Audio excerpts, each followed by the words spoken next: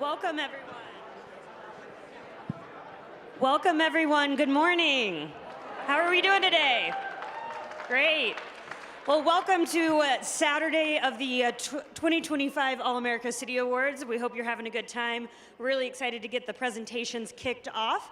We've got our first block of communities starting in just a minute, but first we want to introduce this year's wonderful jury. Can we first get a round of applause for this year's jury? Thank you.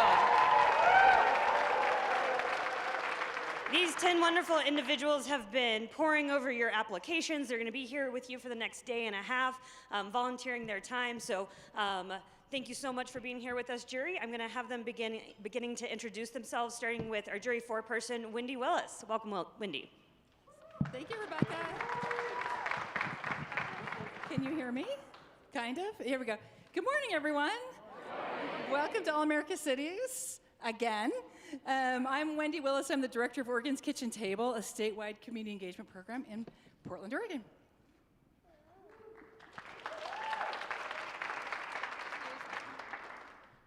Good morning, everyone. My name is Das, and I'm very excited to be this year's jury. I am a member of Colorado Advisory Council. I'm a Senate representative. For District 22, I'm from here, Denver, Colorado, and next year I'll be going to CU Boulder for integrative physiology. It's very great to see all the good work you guys did.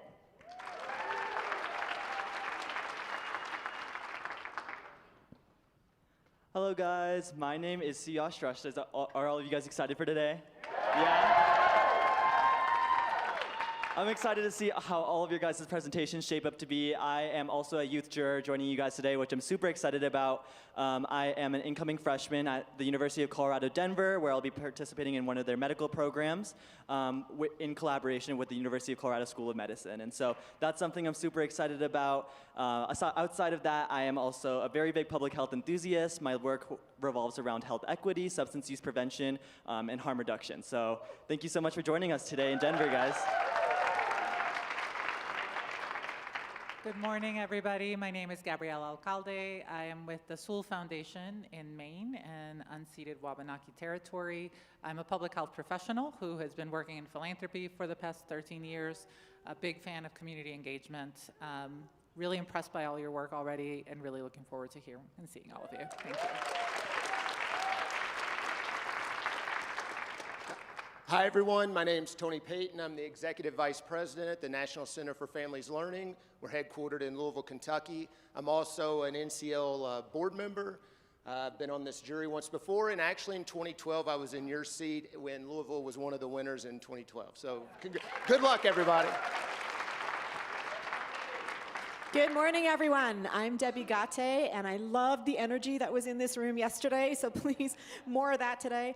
I run a small company called Steadfast. We work very deeply with nonprofits that are working on protecting individuals and encouraging our communities to flourish, both together at the same time. Can't wait to hear all of your work. I've been reading about it, excited to hear from you. Good luck.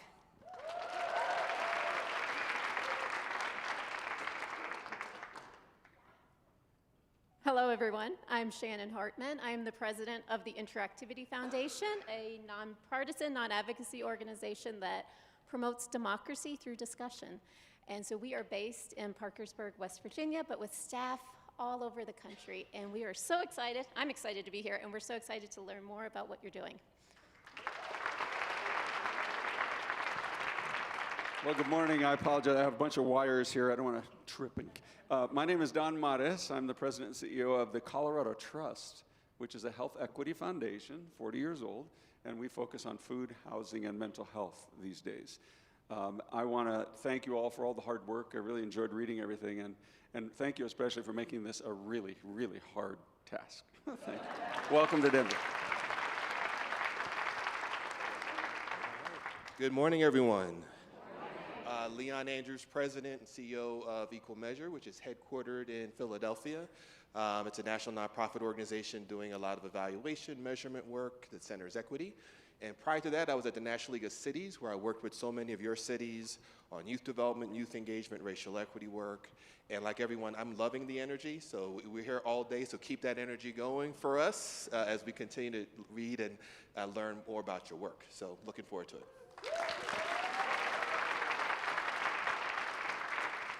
Good morning, everybody. My name is Michael Smith. I'm from Northern Virginia in the DC area. I am the current CEO of Akron Connects, which is a workforce development and children and family services nonprofit in 21 states. I'm the former CEO of the National Service Federal Agency, AmeriCorps, and former head of My Brother's Keeper, which was a topic of the All-America Cities Awards a few years ago. So it's wonderful to be here with all of you today.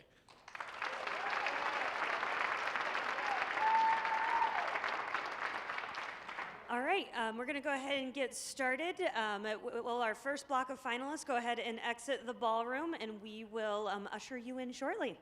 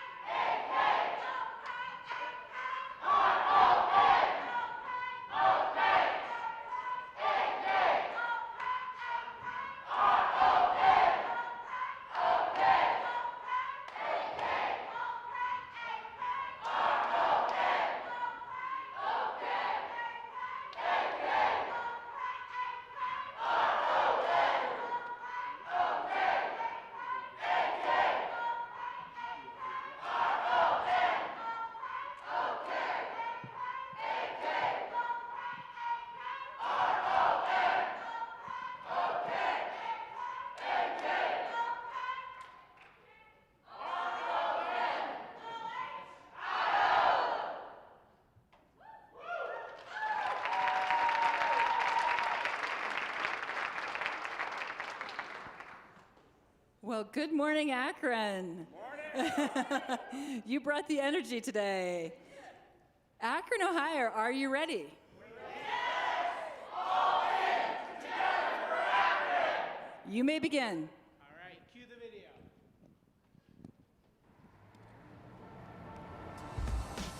Inventive, industrious, inspired. For the last 200 years, these words have defined Akron, Ohio. our Midwest city rose as a powerhouse of industry and innovation, earning the name the rubber capital of the world. Now, with fresh minds leading our local governments, Akron is demonstrating how a legacy industrial city can exceed expectations in the 21st century. We're evolving from being built by rubber into a leader of advanced polymer research that impacts how we live every day. Now we're working to conquer our greatest challenge yet, building a sustainable future for everyone. Today, we'll show you how Akron is turning big ideas into real impact through 3 powerful programs, shaped by and for our people. Our Recycle Right campaign is drastically reducing recycling contamination through a grassroots communication program with our neighborhoods. Akron Civic Commons is giving power to our residents, letting them guide the transformation of neglected spaces into vibrant public places. Block 3, Akron Central Park, has been reimagined into a space designed for every event and every person. In Summit Lake, one of Akron's oldest and most disadvantaged communities, our neighbors help shape every trail, every bench, and every idea. Through Akron Waterways Renewed, we're taking bold action to improve our climate and our water, building next-generation infrastructure to protect public health and restore our environment. With more than $1 billion of investment, the Cuyahoga River has been reborn, a blueprint for revitalization. We're proving that an environmental focus and community power go hand in hand. We are Akron, celebrating our bicentennial with the grit and tenacity that define a true all-America city.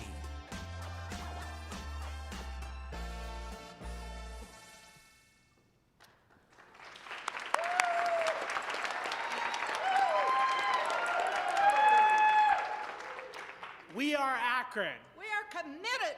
We are united. We are a community that counts. And that includes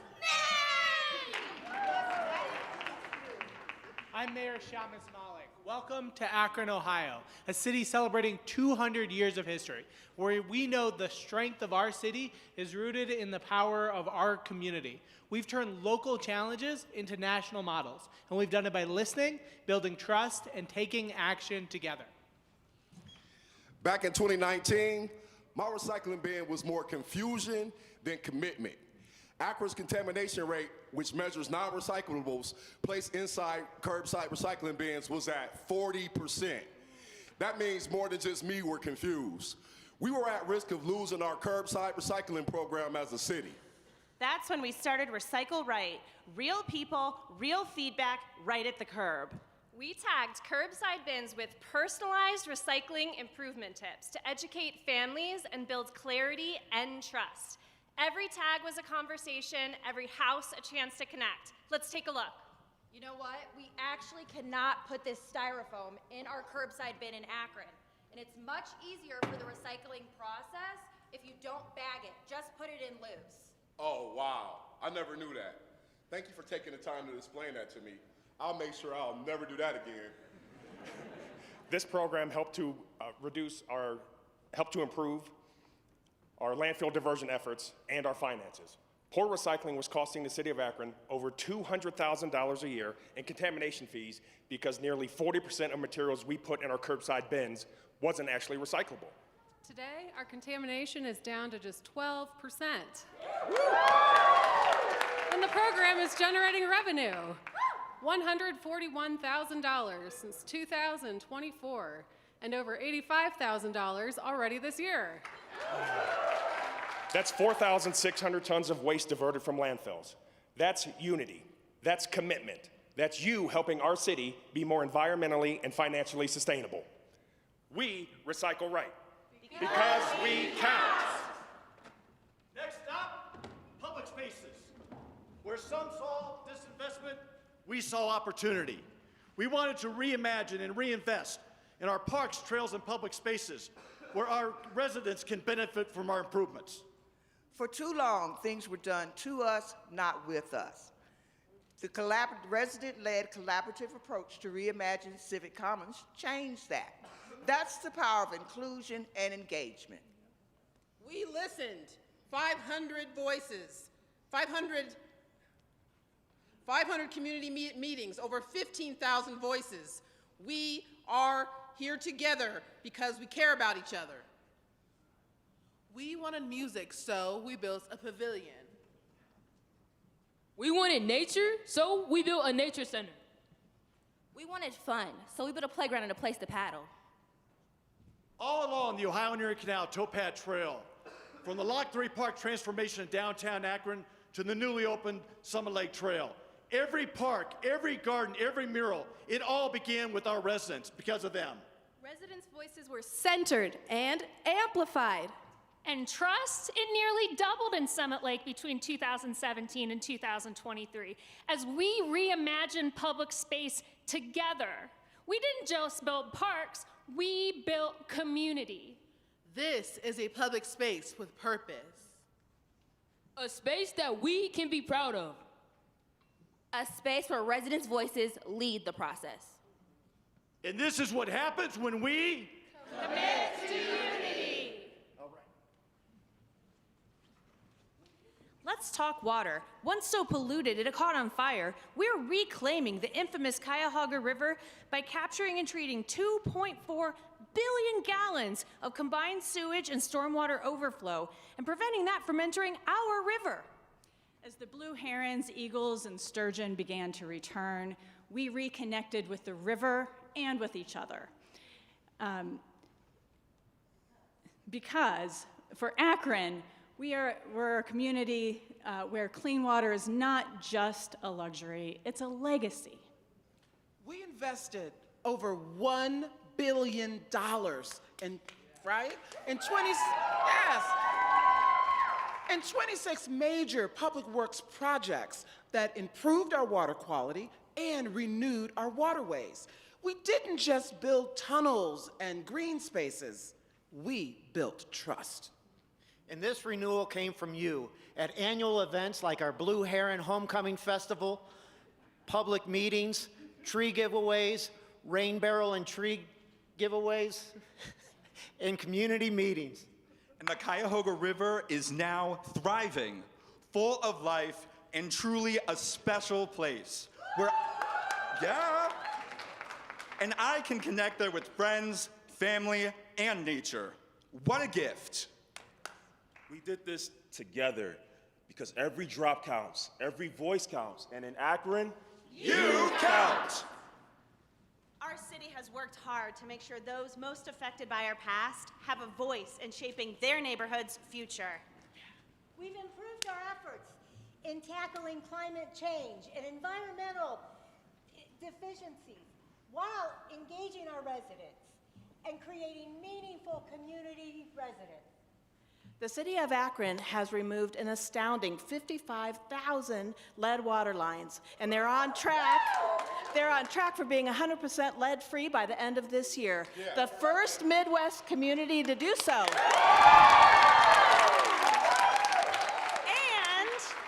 Akron is home to the Sustainable Polymer Tech Hub, the only location in the nation where business, community, and government are coming together to create innovative polymer technology.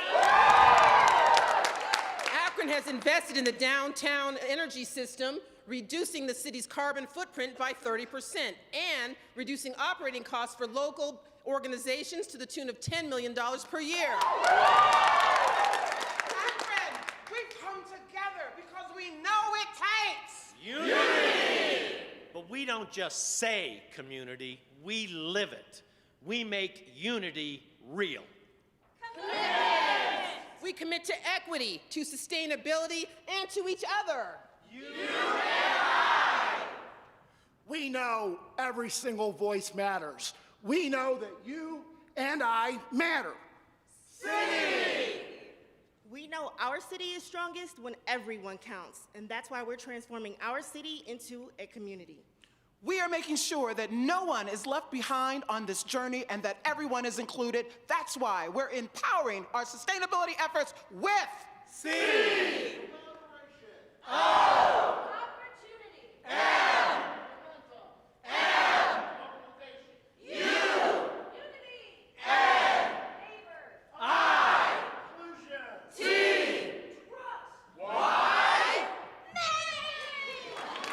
Yes, that definitely includes you.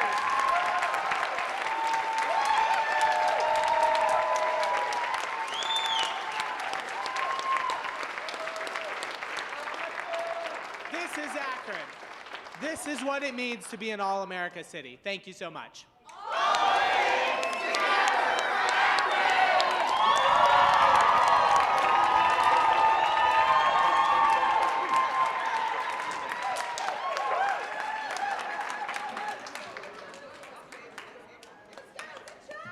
Wow, Akron. Are you ready for questions? Yes. Beautiful. I am wondering if there's anybody left in Akron this Saturday morning. Great job. I feel totally energized. I have little chills. Thank you so much. I do want to start with a question, though, about Recycle Right, and whoever wants to answer that. I have to say, as I read through it, I thought going through people's trash might have some consequences for y'all. And I know you went from, acknowledging that to saying that in the end there was trust and you had these great results. So I'd love to hear a little bit about the journey from mistrust to trust about that. Sure. So I was a city councilman at the time, and I got a bunch of phone calls. But you're right that it ended up in a place of trust. Dan Dempsey with our service department. Dan can speak to it along with Jackie from Keep Akron Beautiful, who's the nonprofit partner. Yep. Recycling contamination was a huge problem in our city, and we had to do something about it. So once we launched the campaign and was able to get feedback directly with residents and not just, you just see a tag and nothing else is done, but it's that human interaction with the residents. Yeah, the community conversations were huge. We talked to lots of people at the curb, and then they understood. They wanted to do it the right way once they found out. Instead of wish cycling, they did it, they recycled.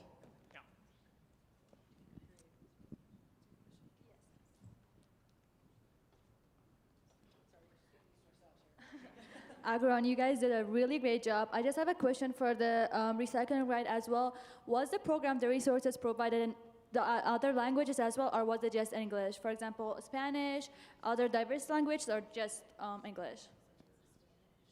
No, there was one language on the tags. And what we've done is we have been working, we have a new Office of Diversity, Equity, and Inclusion, and we've been working a lot on language access.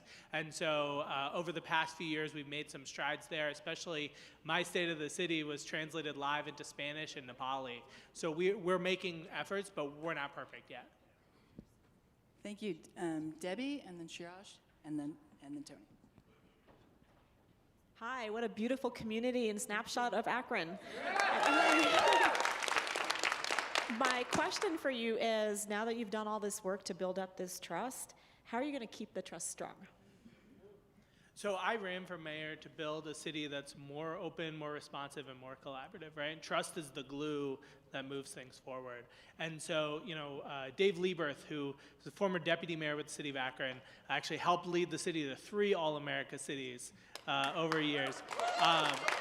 He said Akron is the biggest small city and the smallest big town, right?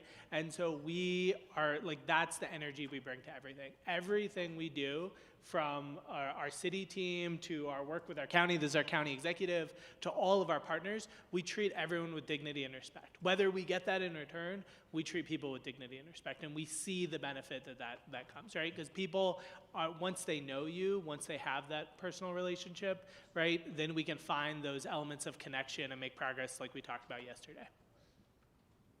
Thank you, Siyash. First of all, amazing job on the presentation. I love the energy. So my question for you guys today is going to be more about if I could get some information on the specific strategy you guys used on kind of capturing the perspectives of youth and marginalized groups that may have historically not been really civically engaged, and how did you guys make sure that those perspectives were captured and rather just not individuals who may have already been very involved within the city of Akron? Yeah, so Esther and Fallon from our team can both speak to that. Esther? Greetings and salutations. I'm Director of Diversity, Equity, Inclusion for the City of Akron. I'm proud to say that, proud to do that work. One of the most important things that we do is to communicate with all of our residents, whether it's our Nepalese community, our African American community, our other immigrant community and refugee communities. We do that through community connections. We do that through meetings that are in town. We go to meet with people that are at their coffee spaces, gathering spaces, to communicate the vision of the city as well. Now I've forgotten part of the question. I think about youth. I think Fallon, who's head of our Mayor's Youth Leadership Council, can speak to that. Yes, so we have over 80 students in our Youth Leadership Council program from several schools throughout the city of Akron. Some of them are here today with us as well.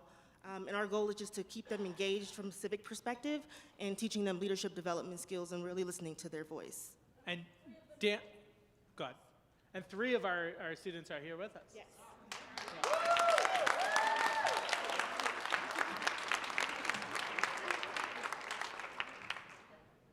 Great job, Akron. I'm curious, waterways stuff can be kind of technical and complex. I'm wondering if someone could give us a lesson you learned about community engagement in those types of issues. Yeah, I think Emily and Jessica can speak to that. Yeah. Thank you for the question. You're right, it is complex. I spend a lot of time with engineers and they make almost 0 sense. Hear that. Yeah, so we've done a lot of work with the Blue Heron Homecoming to make sure that we're educating on sewer systems, and everybody likes to talk about poop, right? So it's important to us that we get in on the ground level and educate at a very young age. It's through games, it's through science. So the Blue Heron Homecoming spends a lot of time educating not just small children with our mascot, for example, but with games and science work that's done through the engineering firms who have been our consultants on this giant sewer infrastructure overhaul that we're doing. So it really is an educational opportunity that we've found, and we're doing it through educating high school students who get internships with the city. And with the engineering firms that provide service to our sewer systems. I think also water. Yeah. Yeah, I was going to say, we also go in classrooms all the time and talk about both water and wastewater and all of these projects and what people are actually investing in, because what we found is when we educate children, they go home and they tell their parents, and then when we ask their parents to say, oh, you know what, these things do cost money, they're not cheap, they're not free by any means, we can gain that support, because then there's that understanding of why are we doing this, and why do we have to do this, why are we choosing to do this, what are the benefits to the community, and how are you actually going to get out there and be able to enjoy what you've invested in. So those, we really make a big point of trying to invest in everybody understanding what we're doing. So.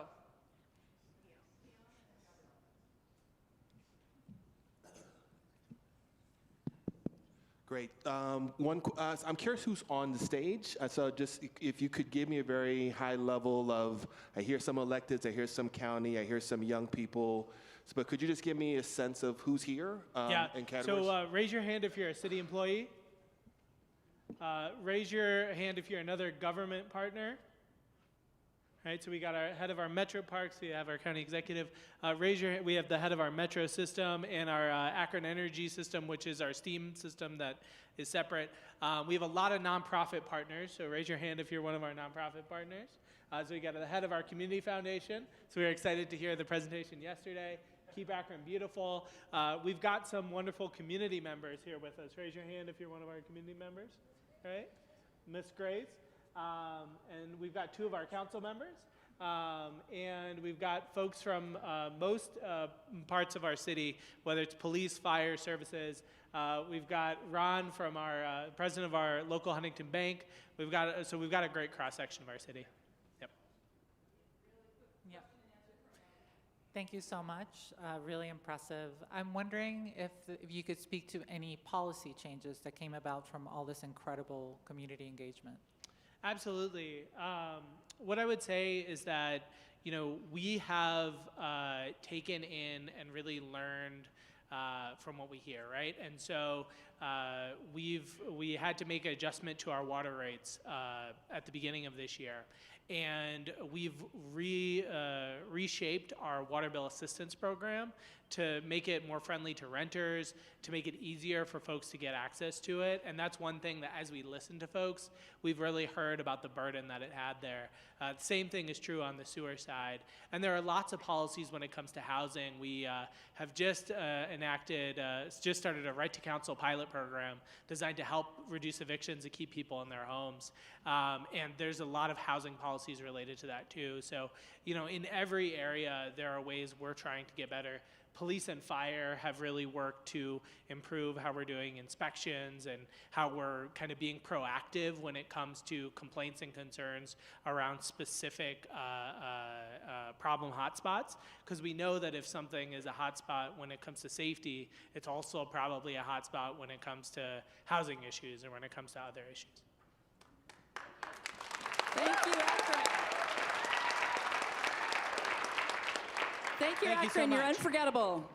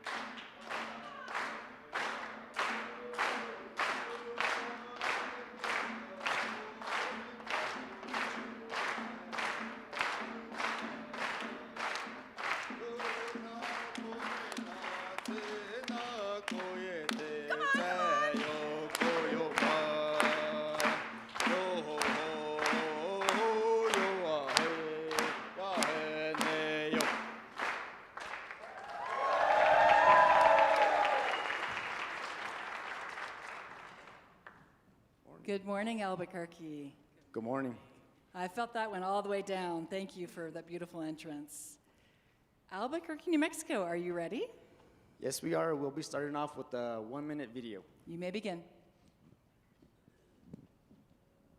Albuquerque is our home, and climate issues are equity issues. Земля – це суспільство. Hacemos las cosas con la comunidad, no para la comunidad. We remove barriers to the land because land and people are one.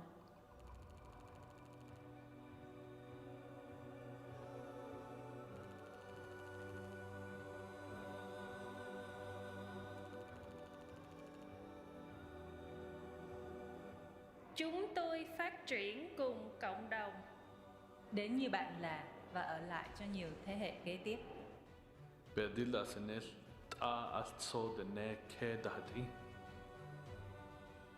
We're the land of enchantment. Community empowered, climate focused. Welcome to Albuquerque.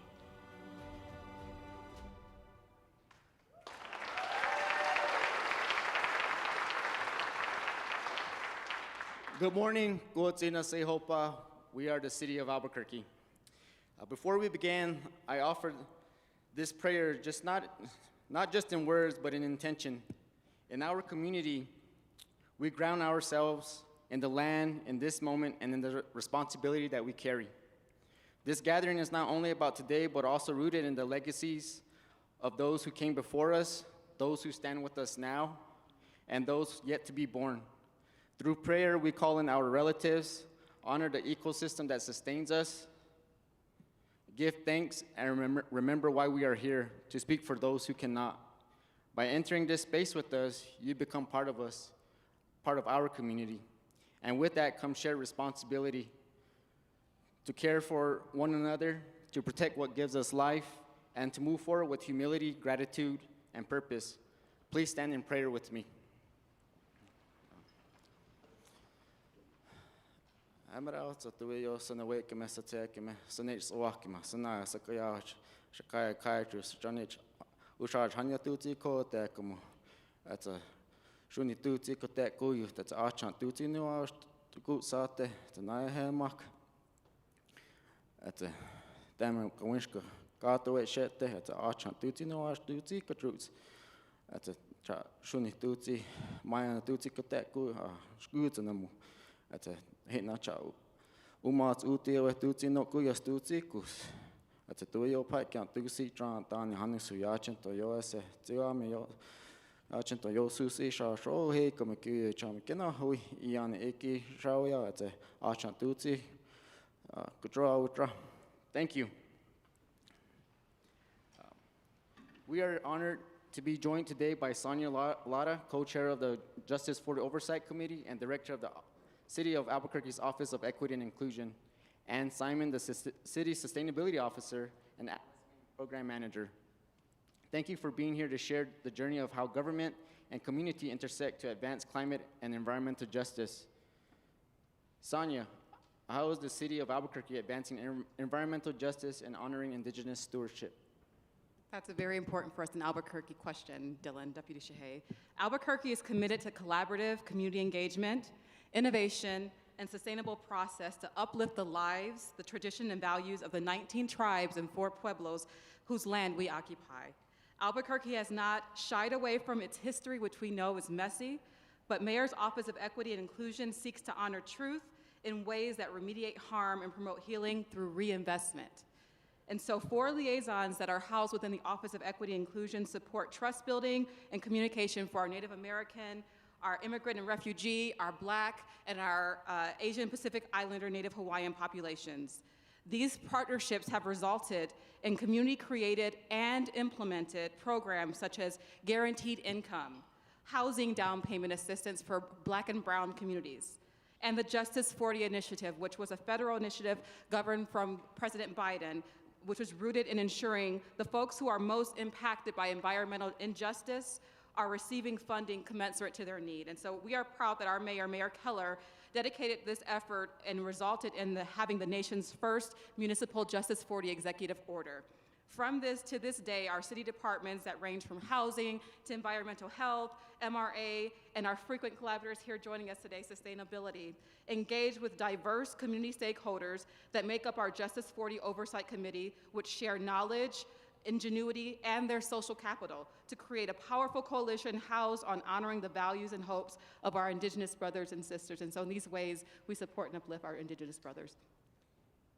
Thank you, Sonia. That is both beautiful and impactful. And how does the Justice 40 Oversight Coordinating Committee connect to your sustainability and climate planning work? Thank you for the question. Yes, in the Office of Sustainability, we believe that the city is only as strong as our most vulnerable communities. So we center our work around frontline communities and lifting up those most vulnerable and prioritize the voices of the community. We have a big lift with our greenhouse gas emission reduction goal. We have to bring it down by 28% below 2005 levels. This is an enormous task, and we need every voice at the table. And we need everybody in the community to feel like they can participate in climate action. The through line for all of this work is our Justice 40 Oversight Committee. This committee is a critical partner in helping us build trust with the community, in kicking us in the pants when we're not doing a good job, I'll just say it, and allowing the community to see themselves at the table, because the Justice 40, as Director Lara said, is made up of community members in the most critical communities we want to serve. One of the community members especially is helping us with our low-income energy efficiency work in frontline communities. This is reducing the energy burden for our most impacted families by helping to provide energy retrofits in their homes. This woman, Ona Porter, is also an oversight committee member.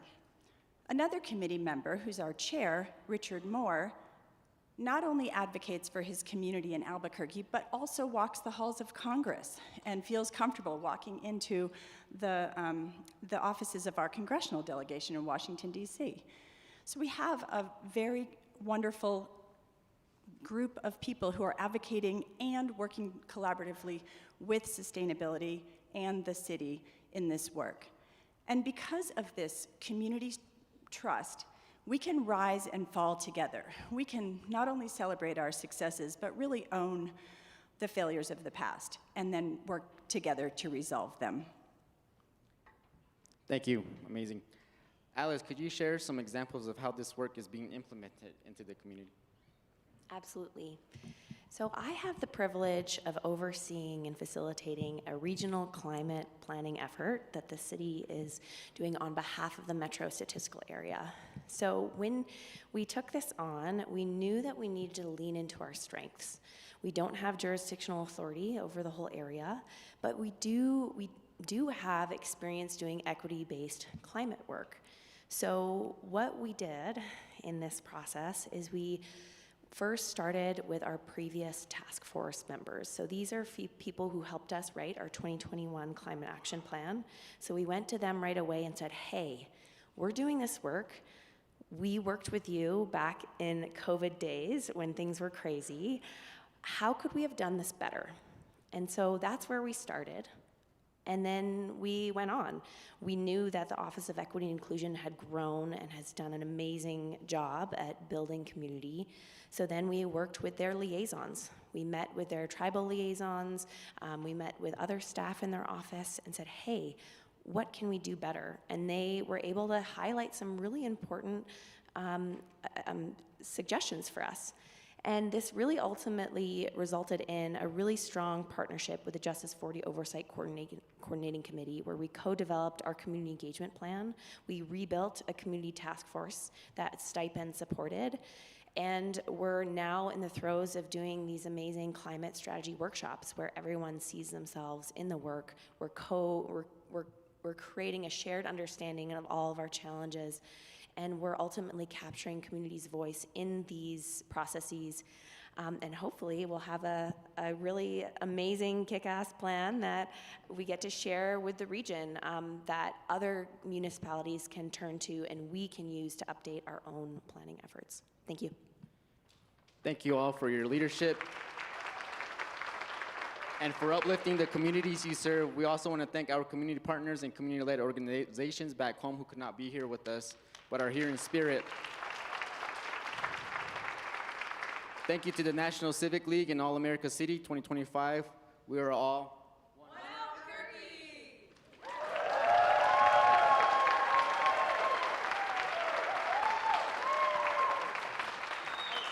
Are you leaving before questions?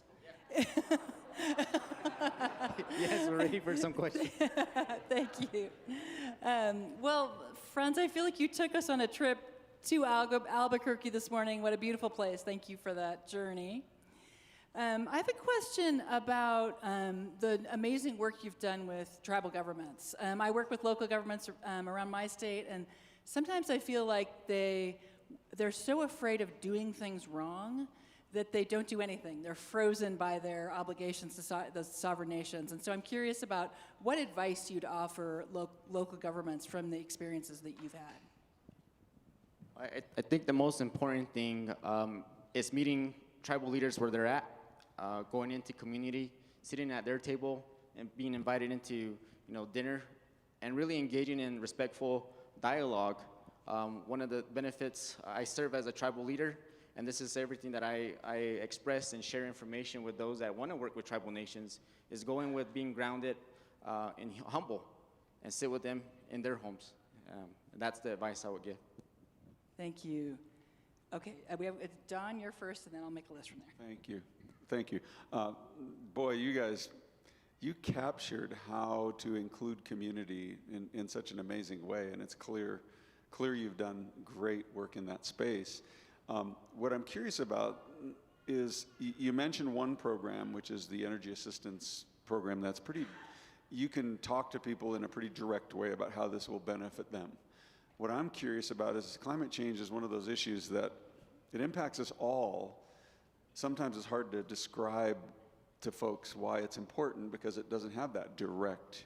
So is there an example? So I'm curious where you've translated the impressive community connections, the people who are at the table, to being able to explain to them and then take action around this pretty amorphous topic, if I could say that. So when we think about that question, that's something we talk about frequently. We were just in a Justice 40 meeting this week, and that topic came up. How do we make sure that our information is relevant and digestible and meaningful to the people in our community? We are really blessed and fortunate that many of the members that are in the Justice 40 committee are grassroots organizers around environmental justice, and so they have that direct connection and that why. And we sat around the table and we talked about why this is important. It's important because of the water that we need to drink, that, New Mexico sharing water resources with other states in different areas, that's an important piece because of the air that we breathe, and knowing that the children that play may be in an area that has, if you have respiratory challenges, how that can be impactful. It's important because of Black maternal fetal health. So just like all those different items that environmental pieces play, we are able to articulate through those groups to be able to have a shared kind of agenda. Okay, thank you. Das Yash Gabriela. You guys had a great presentation. My question is, how are you measuring the long-term impact of the G40 Oversight Committee work on community health and equity? Yeah, I'll take another step first, and I'll invite sustainability to also do that. We have a lot of this institutionalized within policy and ordinance within our city, and so those items being long-term measures of success articulated, we provide frequent metrics and outcomes on how those are being satisfied, and community really holds us, as Ann mentioned, to the fire when we're not, and we are able to rebound with them and understand ways that we can do better, but I'll invite them also to talk more specifically. Yeah, I was also going to mention that we have some dedicated funding. It's a tax on our cannabis tax that is funneled to the Office of Equity and Inclusion, so that helps us to sustain that work. So that's an important piece, I think.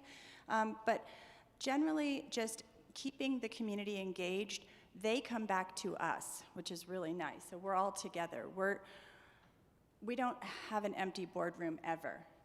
So I think that helps. And I have one more thing to add, and that's more that we really see this planning effort as a way to institutionalize and track the values of the Justice 40 Oversight Coordinating Committee and our community task force. So we really see this as an opportunity to create SMART goals and maybe even develop a regional dashboard so that those institutions with power and influence know the things that they can do to address community needs and values, because doing authentic community engagement is really hard. And to do it well on behalf of the region, I think there's an amazing opportunity here to share that value with other institutions that want to do the right thing, but maybe don't know how to or don't have the resources to do this work. We're really unique in that we have a pretty, as a city, we have a big agricultural community. And just beyond our city limits, we have some really scrappy, amazing, poorly funded communities that want to do the right thing but don't have those resources. So this regional work is really valuable in that sense too, because we can do that hard work, and hopefully we're doing a good enough job that the community sees a lot of value in that work as well. So kind of sharing that knowledge with our partners that have the power and influence to make change is one of those ways as well.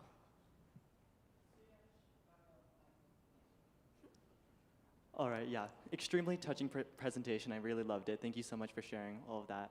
My question for you guys right now is looking through kind of just the diverse population statistics of Albuquerque, right? When you guys are rolling out these sustainability, environmental related initiatives, did you face any cultural or social types of barriers when executing this work, and how were they overcome?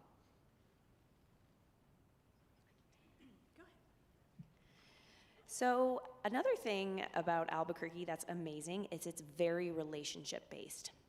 And so, which is amazing in some ways, hard in others, but in this case it's really awesome because we have established relationships with some of these organizations, like we mentioned with Ona Porter and Prosperity Works. They have a community-based relationship model that goes out into these spaces and helps spread the value and the programming in a community-to-community approach, which is really great because it extends, like we said earlier, it extends trust. And that's how we've been really effective in some of our best programs. Thanks. And there have been mistakes made, of course, by the city. And so it's really trying to acknowledge the mistake and then move forward. I think that has resonated with the community, and it seems to have built trust. What is the mistake? There have been spills, environmental pollutions, locations of industry in poor communities, all of the things that all of the communities around the nation have faced. It continued for a long time, and I think we're doing a good job now of acknowledging and recognizing those mistakes and trying to move beyond them, and then having the community help us do the right thing. Thank you so much. Really cohesive presentation. There's been some great global research around how indigenous controlled territories and lands are doing much better. They're much healthier. How is this effort incorporating the indigenous worldview and approach to the land and relationship with land into your climate plan?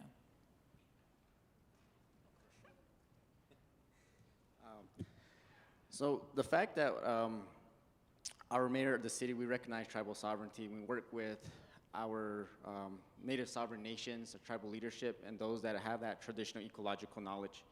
And so bringing them to the table, having these dialogues on how we come from a solution-based approach has been very vital in a lot of our work. Also, if that's natural burning for helping the soil repopulate, and also looking at our acequias and for dryland farming. So all of these components really help with the environmental sustainability, and then also agriculture.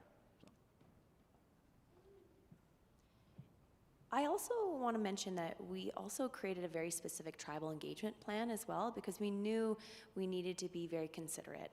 And working with the Office of Equity and Inclusion's tribal liaisons was incredible, because, you know, as you know, a white woman, a transplant to New Mexico, I didn't have that cultural knowledge.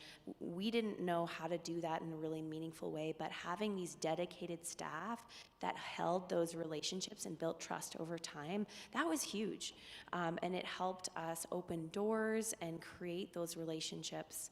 And I will also mention, you need to slow things down and take time and build those relationships too. So thankfully with this process now, you know, we have the flexibility of extending timelines.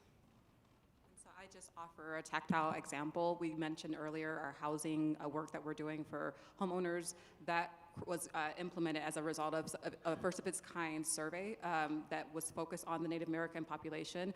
We're asking really what they wanted to see around housing and what pieces, what wealth meant to that group, and what housing and safety felt like. And so from there, being able to take all that information and implement that into that housing program is also an example of that. Thank you so much. Thank you so much for that. Clearly, our jury would love to continue the dialogue with you. We learned a lot. Thank you for being with us today, Albuquerque.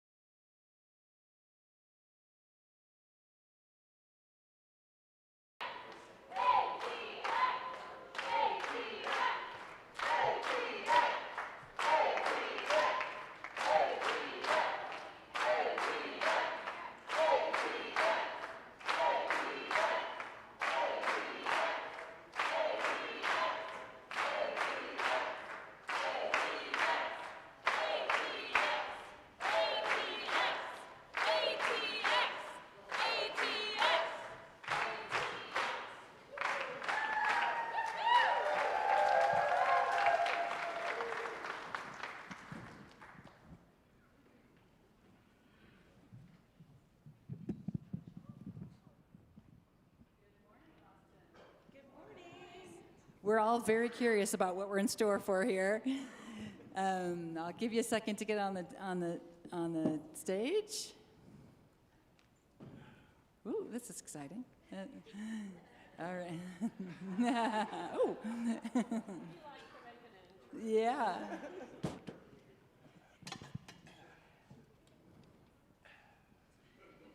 I have those same glasses.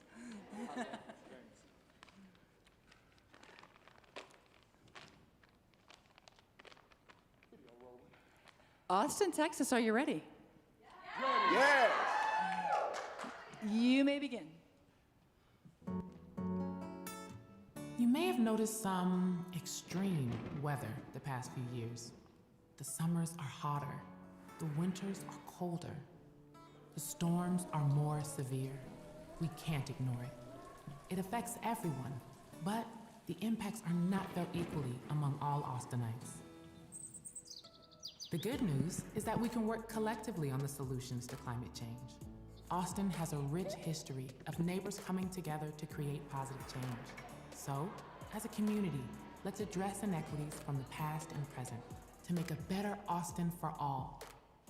Climate change won't be solved by the city, businesses, or individuals alone, but rather by all of us enacting practices that will reduce greenhouse gas emissions and fossil fuel use to nearly zero, making our home better for today and for the future. While steps we can take ourselves may seem small, they can add up to a big impact. You can walk, bike, carpool, or take transit rather than drive. Insulate your home, stay involved in local issues, and eat more plant-based foods. These actions are meaningful ways to help Austin reduce fossil fuel use on an individual level.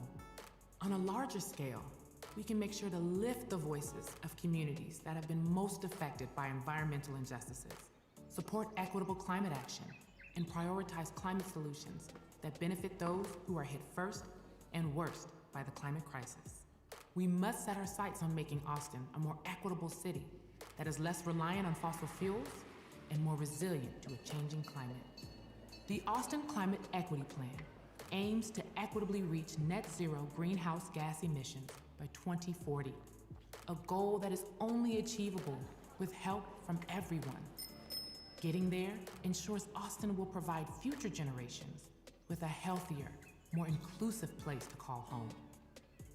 Learn about the Climate Equity Plan and explore the ways we can meet Austin's climate goals together.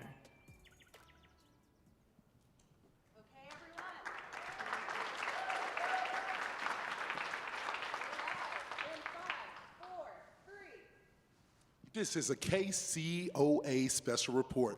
Good evening. This is Chase Wright with the KCOA Eyewitness News. Thank you for joining us as we continue our special report on the impressive work being done in Austin, taking action on climate change while focusing on the needs of the community members who are impacted the most. This video you just watched takes a look into the city's Climate Equity Plan. This plan, which was passed in 2021, sets a bold and ambitious goal of achieving net zero greenhouse gas emissions community-wide by 2040, with a strong emphasis on reducing emissions by 2030. Achieving net zero means a strong Austin community will nearly eliminate all of fossil fuels. This goal was established by the Austinites, believe it is both possible, more importantly necessary, to maintain a livable climate. Now let's go live to downtown Austin, where KCOA reporters are standing with members of the Austin Resilience Network, ready to share their important stories. Mary, you there live? Why, yes, I am. Thanks, Chase. We're here at the Central Texas Food Bank, interviewing folks from the Austin Resilience Network. And I want to find out some of the wonderful work that they're doing. With me today is Program Manager of the Austin Resilience Network, Natalie Lyle. And from the Central Texas Food Bank, we have Beth Corbett, who is the Vice President of Government Affairs and Advocacy. I want to thank you both for being with us. Natalie, let's start with you. Exactly how does the network serve the community? Thanks for being out here today, Mary.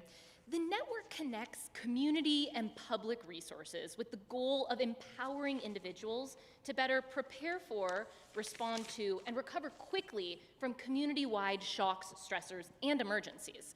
This could look like a wildfire, a flood, or even a severe winter storm. Interesting. Well, exactly what makes this network so special? I think the network is unique because it's scalable. So the connections can be used to respond to emergencies of any size.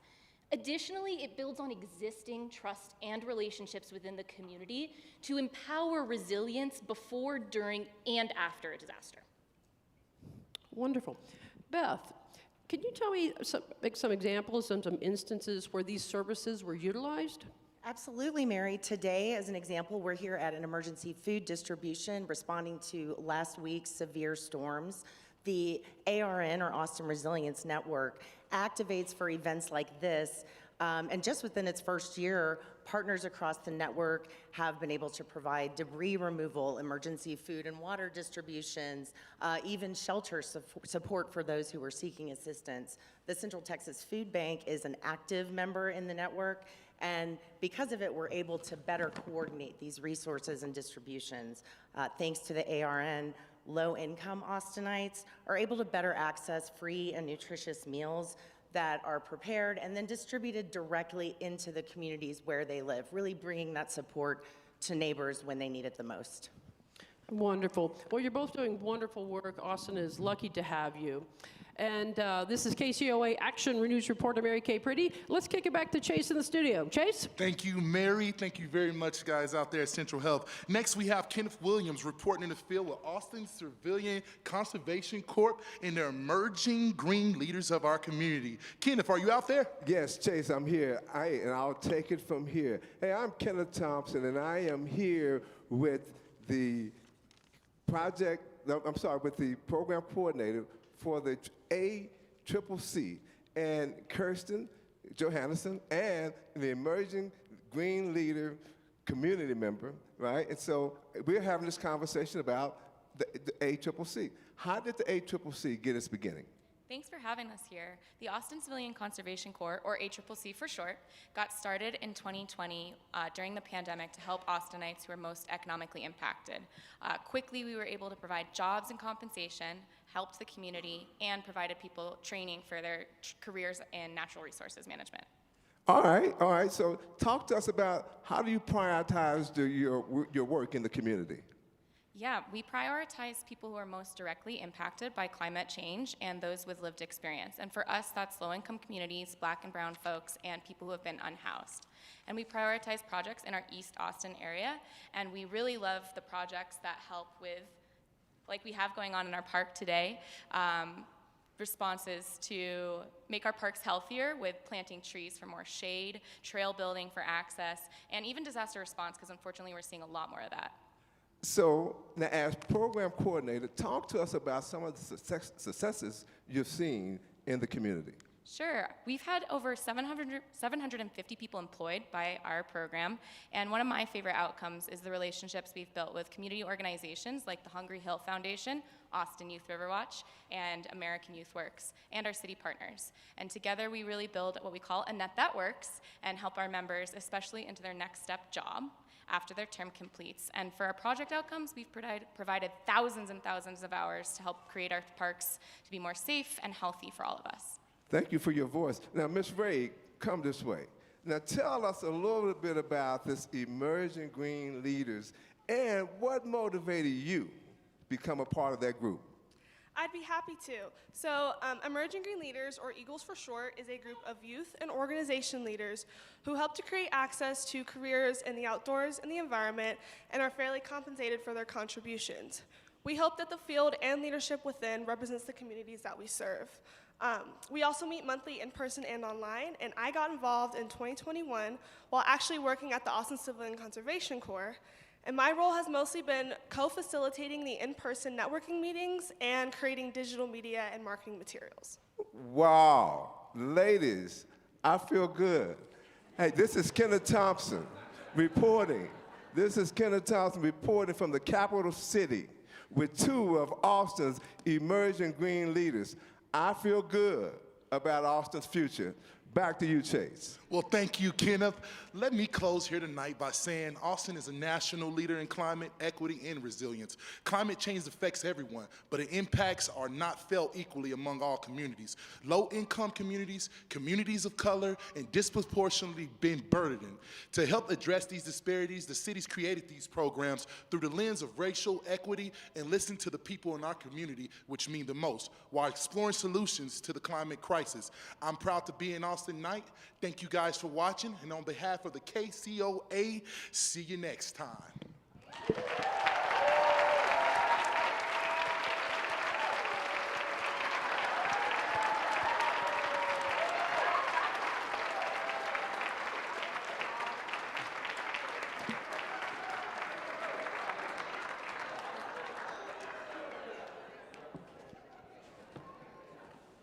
Thank you, Austin. I feel good too.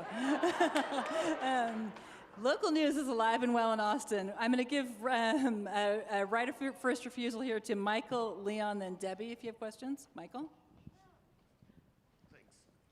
Thanks, Austin. Keeping it weird. I appreciate it. That was wonderful. Just quick question. Two quick questions. For ACC, how is it funded? The ACCC was funded initially from ARPA funding, and then it became an important priority. So there's been departmental funding, there's been extra grant funding from a couple different grants that are local, and kind of currently every year we kind of have a Mod Podge of funding to make it work. Very, very helpful. And then when you talk about the outcomes of ACCC, you really lean into how many people have been employed, how many hours have been served. Can you talk a little bit more to substantiate what have been some of the results? By the way, I love some of the anecdotal stories in the application, but can you tell me, like, trails cleaned, or like what are some of the actual outcomes that have happened as a result of all those people? Sure. I'm going to also ask my members and partners. How you doing? How you doing? ACCC partners with the Hungry Hill Foundation. My name is Chase Wright. I'm the founder of the Hungry Hill Foundation. We have over 40 crew members approximately right now who make up of unhoused homeless individuals or individuals that are at high risk. Throughout a week's time, they're capable of maybe clearing about 500 pounds of trash out of our local grow zones. So if you do that weekly, you talk about up to maybe anywhere from 1,500 to 2,000 pounds removed from waste, removed from our green belts and from our local neighborhood parks. Thank you, Leon. Okay, Debbie, and then Shannon. What a lovely reminder about how important local newsrooms are, so thanks. So a lot of people moved to Austin from all over. Yeah. I'm wondering how all those businesses that moved to Austin are getting involved in what you're doing. We are seeing a lot of support from our local community members. A lot of our projects are done in Central East Austin, which initially used to be predominantly African American. Over the last 10 to 20 years, we've seen that change, and now we make up of 8% of Austin, Texas. So our members of our community are heavily dependent on, even if they don't have the insight or the cultural connection as us, right? So we have created logistics to include our community partners and community initiatives so that they continue to have a voice, but also be the main key players. The city doesn't know what to do unless the community tells them. And I'll follow up with it as a homegrown Austinite and who have seen the change in Austin.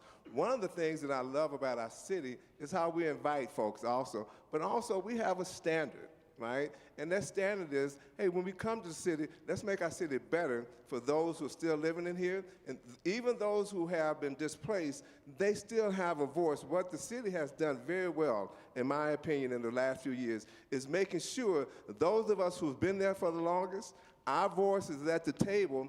And just like this climate equity plan, when I say diversity matters, with the intentionality that we've seen with this project, it made us all, those of us who have been there our lifetime, it made us feel good about being in Austin, Texas.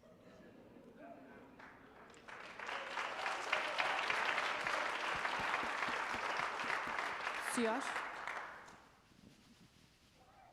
I love the creative energy and the spirit of the presentation, so thank you so much for that. My question for you guys is, Austin is ultimately a really big city, and I saw within the application that it has over like 70 commissions, boards, and stuff like that, tag along with like external partners, department teams, and stuff like that. How are the feedback loops within the city pretty like structured in order to actually synthesize all of those ideas up into action? So what are the steps being taken in order to make sure that those boards and those people involved in those boards are not just like tokenization, for example? That's a great question. And I think that in Austin, we are absolutely blessed with the amount of engagement that our population feels is critical for them to influence matters of policy over their lives, right? So some of the informal ways are testimony. We have numerous opportunities for testimony throughout decision-making processes. We also have digital tools for engagement for the broader population, such as Speak Up Austin, and that allows people from the comfort of their own couch or homes to engage in critical matters that impact their lives. The boards and commission structure is relatively unique. Other cities do have them, but the way that we function with ours is that we have staff dedicated to those boards and commissions so that they help with logistics. That's not something those members have to worry about. The council then appoints to those boards and commissions, so they pick leaders from within their districts or within their communities that are the most representative on any given issue, whether that is sustainability, whether that is environment, whether that is public safety, housing, quality of life, right? And those boards have absolute responsibility to influence budget recommendations. So every budget cycle, they provide recommendations that the city manager looks to and incorporates, as feedback for those processes. They also provide policy recommendations, directing city council to take certain actions. They also have the ability to request briefings from staff. So any particular issue that is of importance to them or to the community, they have the opportunity to say, okay, staff, we want to hear from you. Tell us the progress on this particular policy or this particular project. And so they have that level of accountability over the process itself. I have a hot pursuit question from Siash's question, which is, can you tell us a story of a time where the city actually changed direction or did something different than you thought you were initially going to because of what you heard from community members one way or another? Well, I mean, I would just take in just in the last, I'm gonna say in the last quarter alone, the way we respond to our weather crisis and inclement weather. Our city officials are under so much stress when natural disasters occur in our city that they heavily depend on the insight from what we call boots on the ground. This year, just one of the steps, I mean, I'm glad that we only had one this year that we can account, but the first day they initially held an emergency meeting and they immediately started contacting their district constituents. I'm a District 1 constituent, which represents East Austin.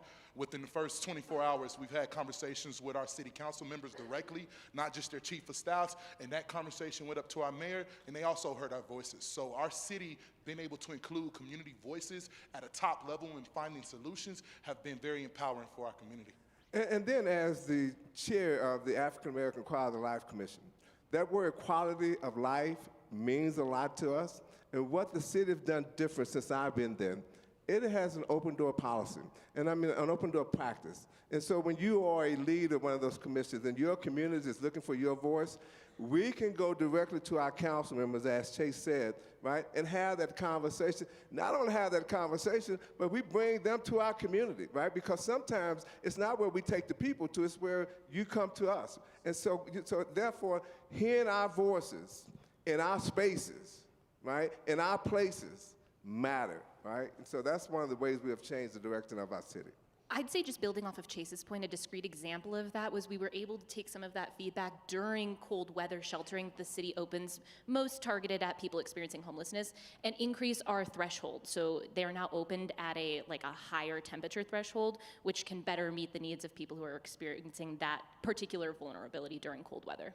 And one of the other things that I have to say about my city that we have done well, we have integrated nonprofits, right, and being part of the footwork, right, and making sure that voices are heard. One of the things that we do, I work with solar, and going into neighborhoods who traditionally have not had solar, well, we try to make sure they get solar at no cost, right? And that is a nonprofit, but that is part of sustainability, that's part of resiliency, and that's part of equity, and that's what we stand for in Austin, Texas.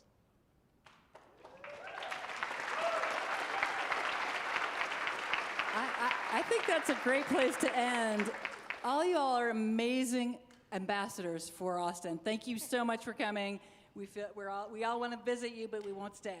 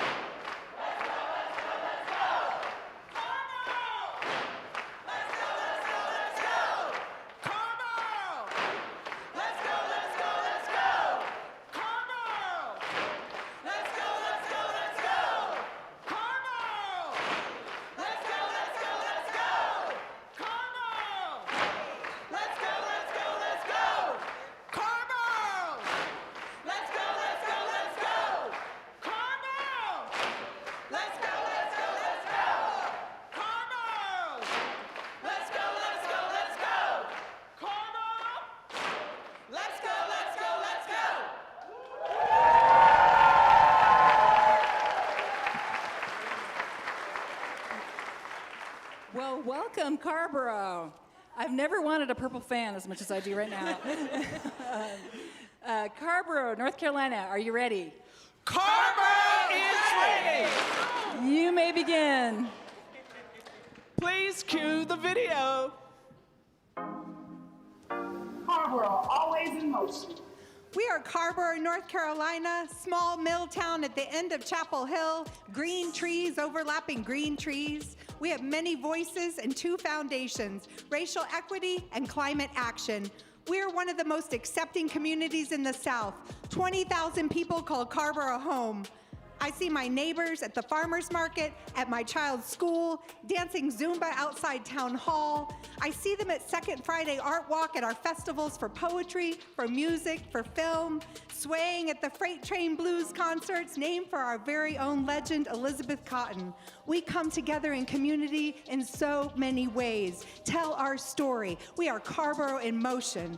We are bridge builders, bread sharers, weavers of art and music, color and language. We are singers and painters and ice cream eaters. We are people of multiple abilities, people of all genders and pronouns. We are queer and straight. We are black and brown and white.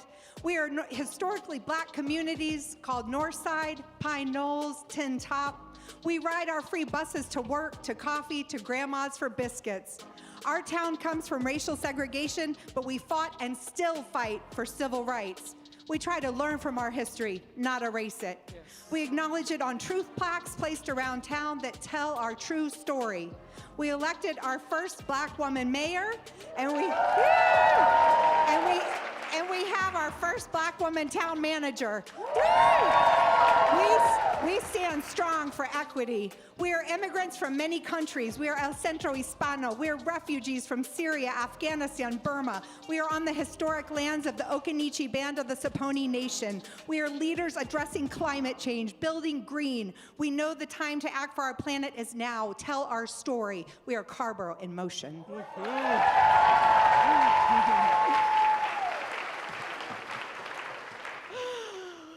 I'm so hyped.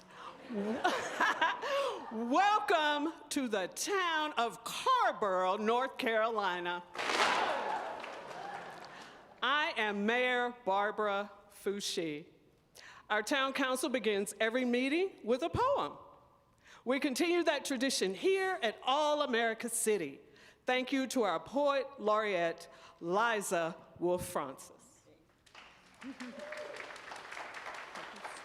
These words, welcoming, inclusive, quirky, green, came from our community during the town's first official comprehensive planning process. That vision, captured in the Carrboro Connects plan, reflects our deep commitment to racial equity and environmental sustainability. I am Town Manager Patrice Toney. Fare-free transit is a great example of our town's values in action, supporting equity and sustainability. Carrboro invests over $2 million annually to keep buses free, with an emphasis on serving lower income and BIPOC communities. Programs like Carrboro in Motion, Green Grants Neighborhoods, and our Bowling Creek Restoration Project keep us moving forward together. We are proud to partner with the town of Carrboro, along with the town of Chapel Hill and UNC, to operate the second largest transit system in North Carolina. I am Brian Litchfield, Director of Chapel Hill Transit and a Carrboro resident. Well, Brian, let's tell our story by taking a tour through town. Mr. Braxton Foushee, as a longtime community leader who brought the first bus service to Carrboro some 50 years ago, would you do the honor of leading us on this tour? Yes. And Taylor Gay is also hopping on the bus, joining us from the Chapel Hill Carrboro Chamber of Commerce. Taylor and Mr. Foushee, are y'all ready? Yes. We are ready because Carrboro is always in motion. Let's go, Carrboro. First stop is Carrboro in Motion. Hello, I'm Catherine Lazorco, Communication Director. Carrboro in Motion brings town staff directly to apartment communities for fun, family-centered block parties. With 58% of our residents renting, this outreach ensures that renters, often underrepresented in formal meetings, are heard on planning, services, and local priorities. I'm Anita Jones McNair, the Chief Race and Equity Officer. Carrboro in Motion reflects our town's racial equity commitment. Events rotate through our multicultural neighborhoods, helping us assist renters and those silent voices through trusted in-person connections.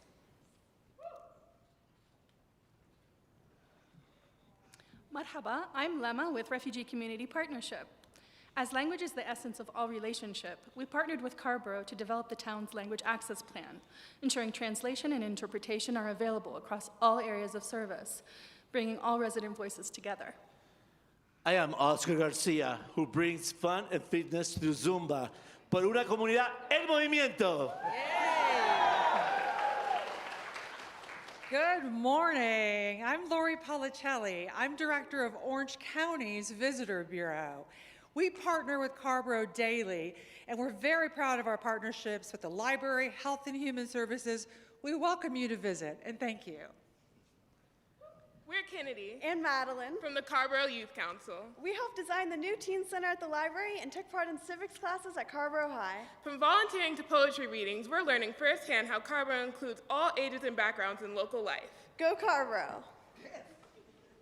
Hi, I'm Stephen Wright. I'm a resident of Collins Crossing Apartments and also an analyst at Town Hall. After these events, I've received bilingual calendars at my doorstep and updates on kiosks around my community. We're even inviting the Carrboro in Motion team to our next community pool party. We asked, how can everyone have a voice in shaping town policy? And our answer was Carrboro in Motion, because Carrboro is always in motion. Let's go, Carrboro. We're headed to the Bowling Creek Restoration Project. I'm Catherine. I'm Riley. And I'm Amy Armbruster, the Chief Sustainability Officer. We work in the manager's office where civic engagement is baked into everything we do. The Creek Project grew out of one neighbor's determination to solve a problem in her community. She reached out to the town and we partnered on a shared solution. We hope this model will encourage other neighborhoods, so now we share this story widely in our community. Hi, I'm Meg Malloy, and I've lived in Carrboro for 40 years, and I'm passionate about our beautiful natural environment. I noticed that as intense rain events increased, that erosion was washing out backyards, it was causing trees to fall, and it was sending silt and pollution into our beautiful Bowling Creek. So I brought together HOAs and homeowners and a dozen community partners to find a shared solution. We approached the town, and we were thrilled when they secured a federal grant and managed a federal stormwater grant to solve the problem. The solution was two-pronged, an attractive natural stone channel to filter the stormwater, plus a large-scale community effort where over 150 volunteers worked together to plant over 2,000 native grasses, flowers, and shrubs to save the soil and protect the creek. We asked, how can we protect our streams and help residents manage stormwater? We answered with the Bowling Creek Watershed Restoration Project.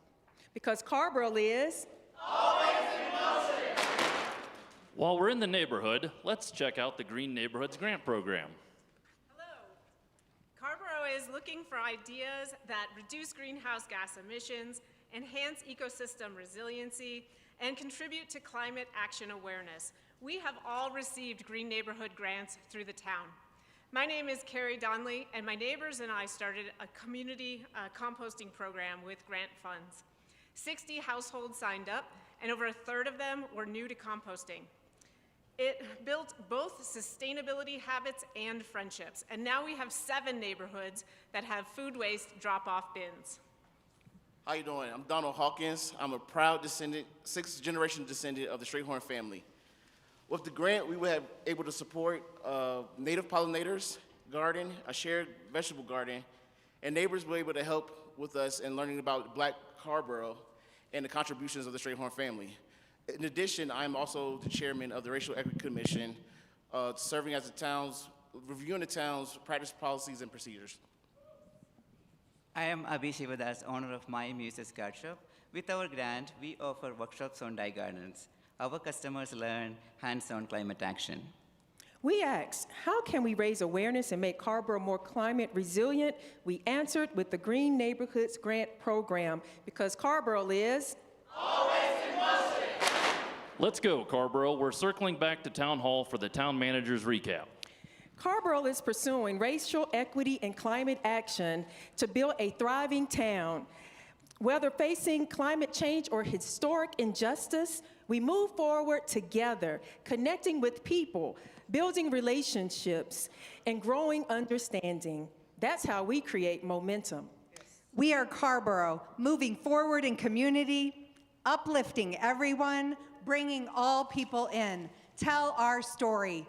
Because Carrboro is always in motion.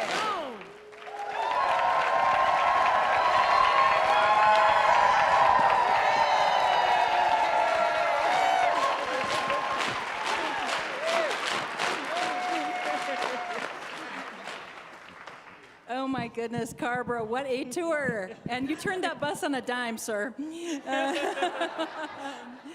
So the thing I thought reading your application and now is I was reminded of something my grandmother said, which is you seem like all that in a ham sandwich. Yes. So I'm curious about if you could tell us a story about where something didn't go right or you had a struggle and how you overcame it together.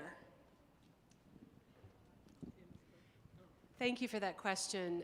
In Carrboro in Motion, one of our challenges initially was in working with apartment complexes. Complex managers often look at local governments with trepidation because a local government is looking at things like fire codes and a lot of rules and regulations. And it took time, it has taken time, we continue to build trust with the apartment complex managers. And so they were initially very hesitant about bringing us on their properties, but we're doing much better now. Thank you for that. Shannon? Is this on? Okay. Hi. You all are small but mighty. Yeah. Right? And I mean small in the sense of 20,000 people, but 20,000 people in 6.5 miles. Is that right? So you're dense as well, right? All right, so my question is, maybe it's more of a hypothetical. If you were leading a commission of small towns around the country, what have you learned and what would you want if you were to teach them or to share one lesson about engaging your community and activating your community? What's the thing that you've learned the most that you would want other small towns to learn from you? Yeah, I'm happy to take that. That has always been a part of my platform. The whole idea of inclusive community engagement, reaching people where they are, not necessarily where I am, but where they are, because people receive information in different ways. I am very proud of the town of Carrboro for continuing to reach out and figure out new ways to reach community members, and reaching community members also helps to build trust.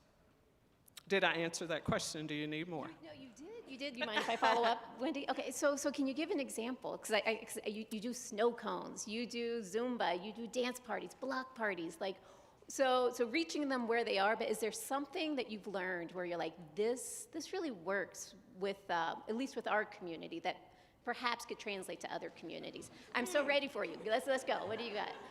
Carrboro, always in motion. So really, ideally, we're all tied to the World Wide Web. And so what Carrboro does is we do put out neighborhood kiosks. We have neighborhood liaisons. I think we're working on neighborhood liaisons. And falling back on some of the more traditional methods, even plastering, flyers all around town. We really seek to reach community in multiple ways. Josh, and then Don. All right, amazing presentation. Love the energy once again and super creative. From an outsider perspective, when an individual wants to apply to perhaps like the Green Neighborhood Grant, for example, it can seem like a very threatening process because they don't have any experience with grants and stuff. What resources, efforts, and technical assistance is available to really destigmatize this process, to really empower individuals to take climate action? Thank you for that question. So back to your question about things that didn't work right from the beginning. We have done the Green Neighborhoods Grant now for 3 years. In the first 2 years, we found that we didn't get many applications from our target group, low-income communities of color. And so this year, we took a really hard look based on some recommendations from our Race and Equity Commission to really reach out to those unheard voices, to get to those neighborhoods that are hurt first and worst by climate change. And so we did things like one-on-one conversations. We offered to fill out the application alongside them. We waived certain requirements like fiscal agency to make sure that there were no barriers to entry. And the great news is this year we had more than half of our applications were from low-income community of color.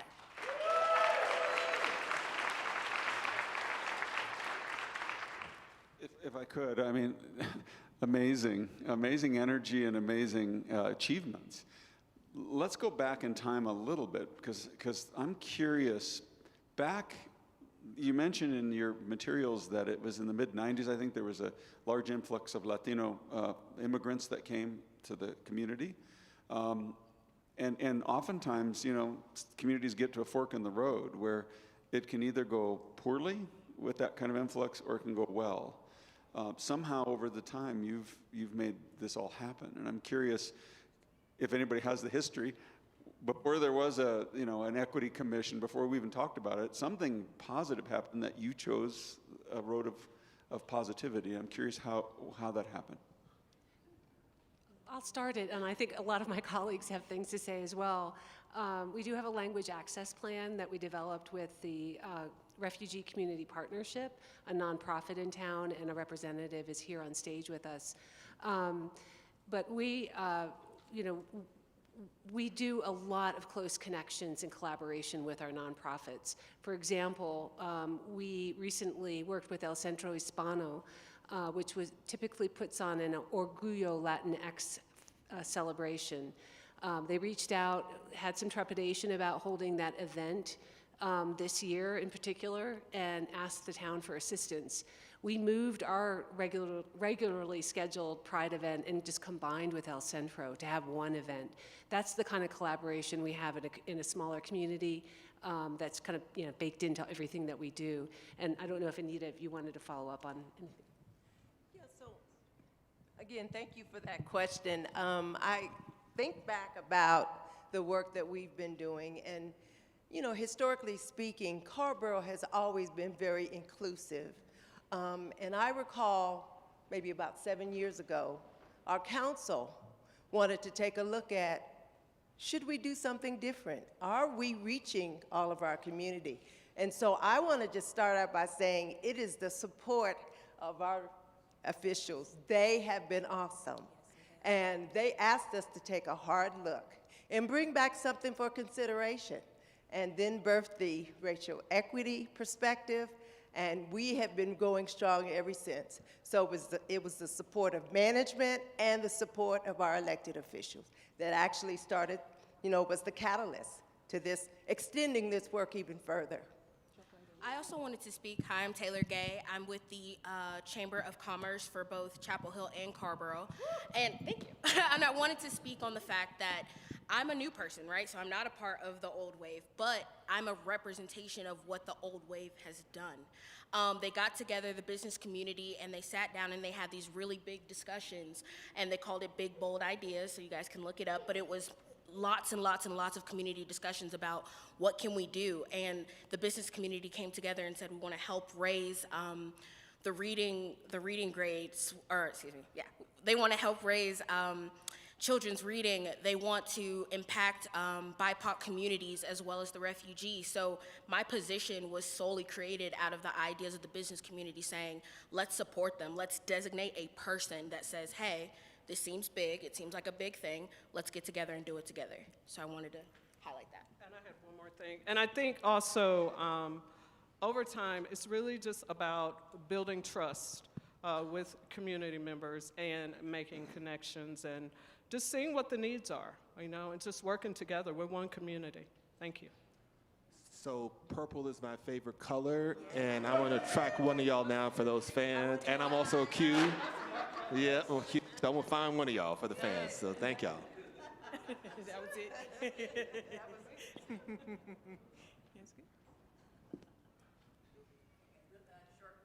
Yes. Very inspiring, best bus tour ever.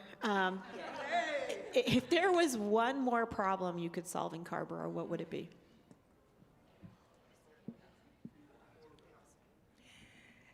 Well, I think it's all communities right now, it's affordable housing. It is just an issue.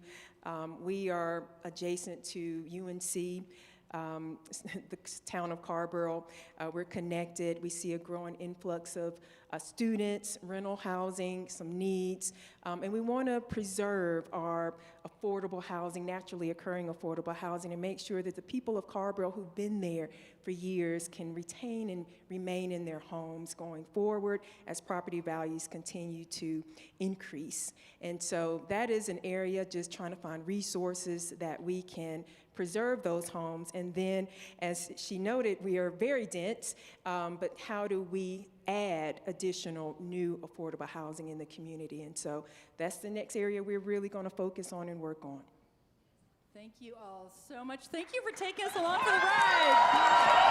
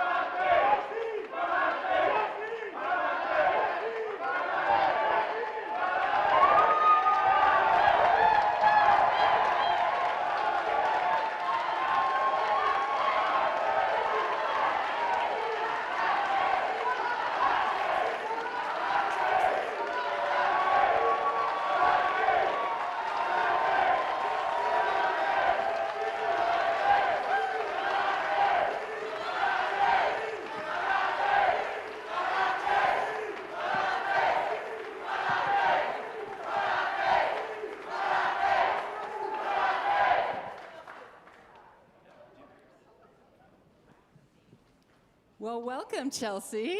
I feel like my heart rate's up now. We need to take a big, deep breath. Thanks for coming. So, Chelsea Mass, are you ready?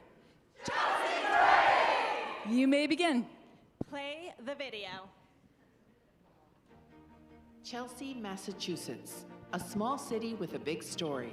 Surrounded by highways, airports, and industry, Chelsea has long faced the brunt of environmental burdens. But this community doesn't back down.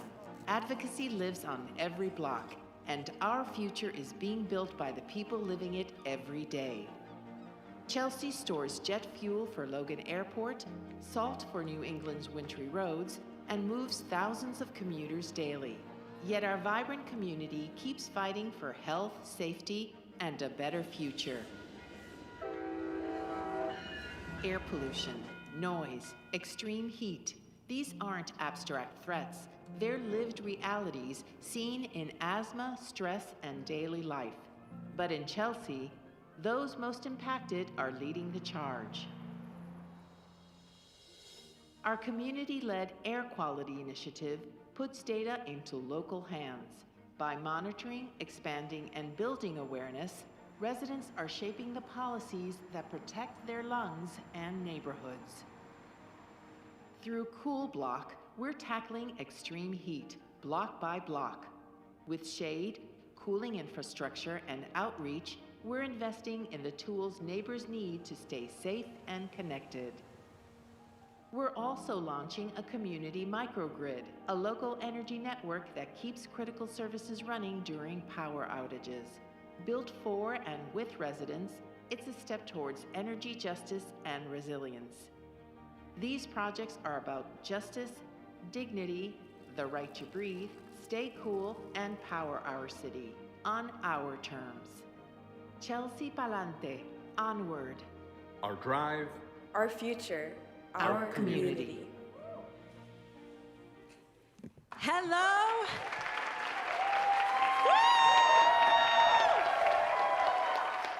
Hello, Denver, and welcome to Chelsea.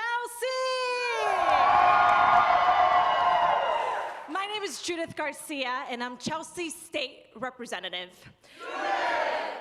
Chelsea carries heavy burdens, noise, dust, and the industry that powers Boston. But what defines us isn't what we face, it's how we face it together. United, we fight every day for a future where we can all breathe easier, stay cooler, and truly thrive. Chelsea, onward! Chelsea! Well, hello. I'm Beatrice Pereira. I am a Chelsea youth at La Cooperativa. Chelsea powers Greater Boston with vital industry, but for decades, that comes at the cost of our air. Chelsea residents, especially children and seniors, have one of the most highest asthma rates in Massachusetts. Diesel trucks and industrial activities have polluted our air for generations, but that doesn't mean that we have to accept it. And I'm Norielise de Jesus, Chelsea City Council President! And because of that pollution, we have worked with Northeastern University to launch a community-led air quality initiative to monitor the pollution, build public awareness, and give residents real-time tools to be able to take care of their health.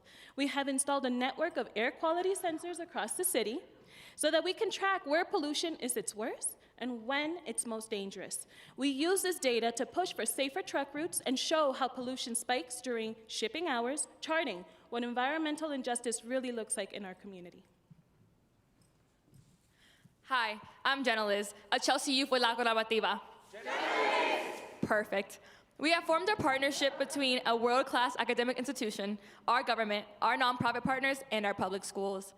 We are collaborating with graduate students to study our environment and our community. And in this work, happening in Chelsea, will help industrialize urban communities across the country, improve their air quality, and protect their residents. In Chelsea, we're not waiting for change, we're building it. Together, we're giving our communities a tool to breathe easier, live healthier, and demand better.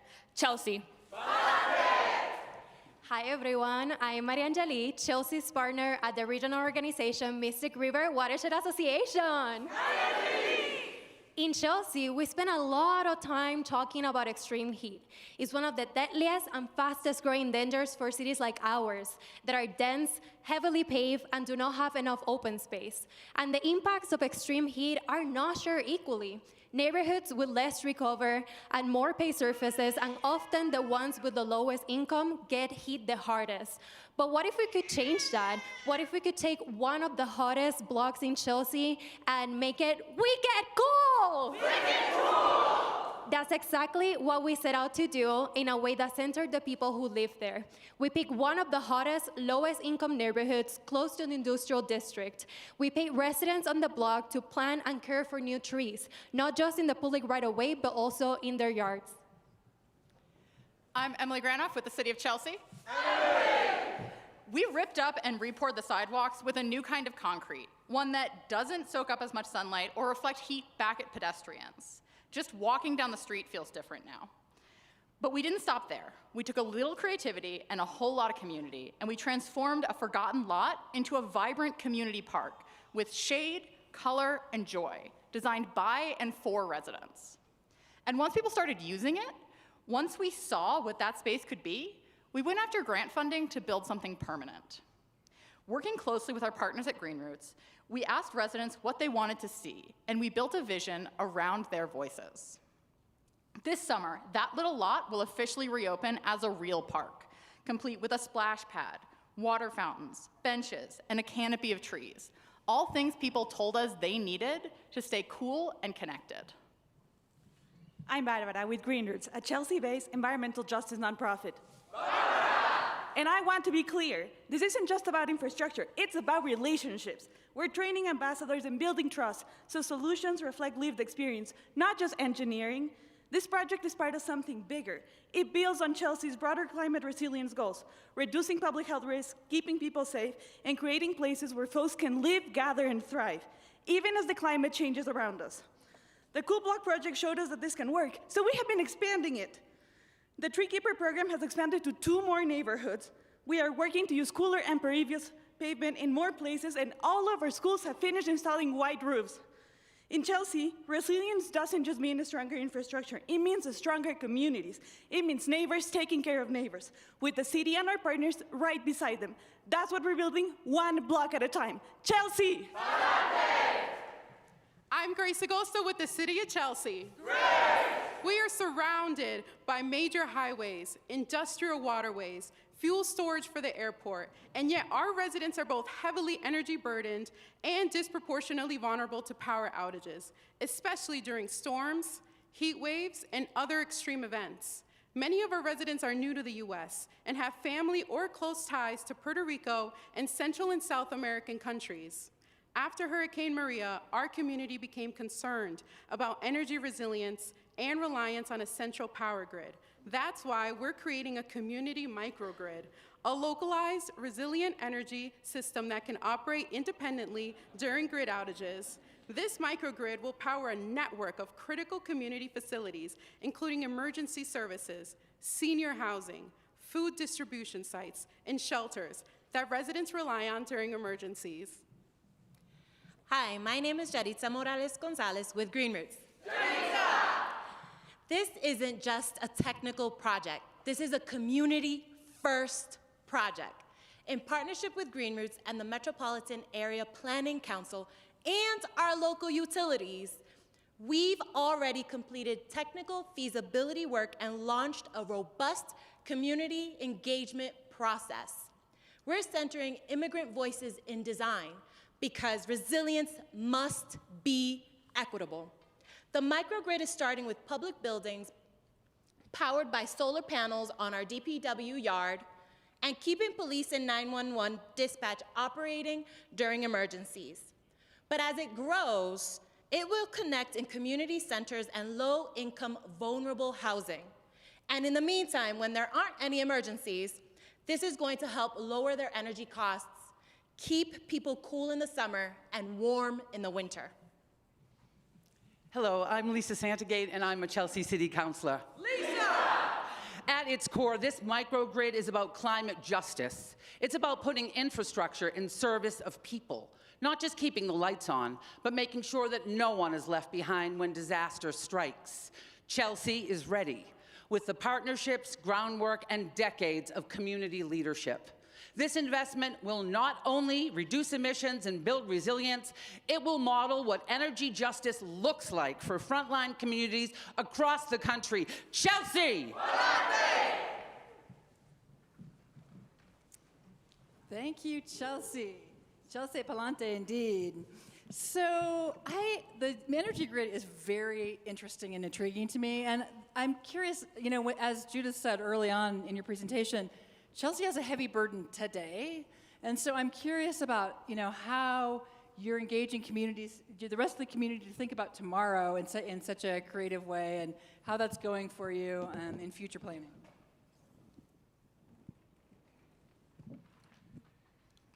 So the question is,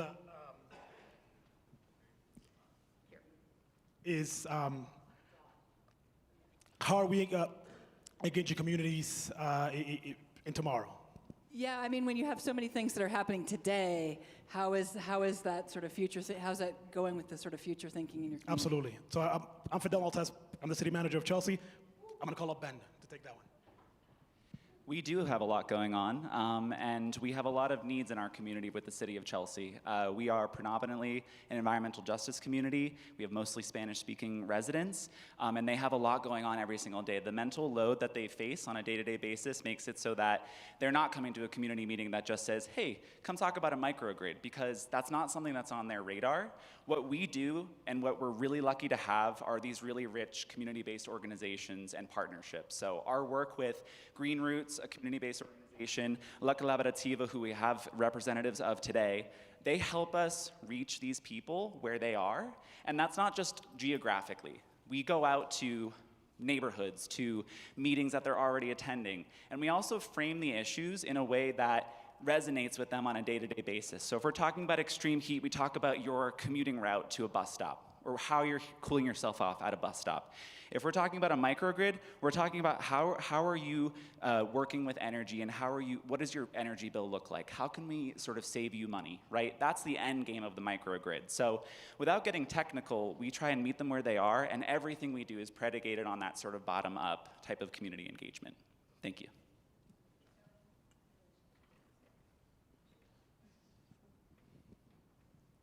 Great presentation. Thank you. And I actually want to follow up. My question is about the microgrid as well. I think the notion of community resilience and the energy justice piece is great.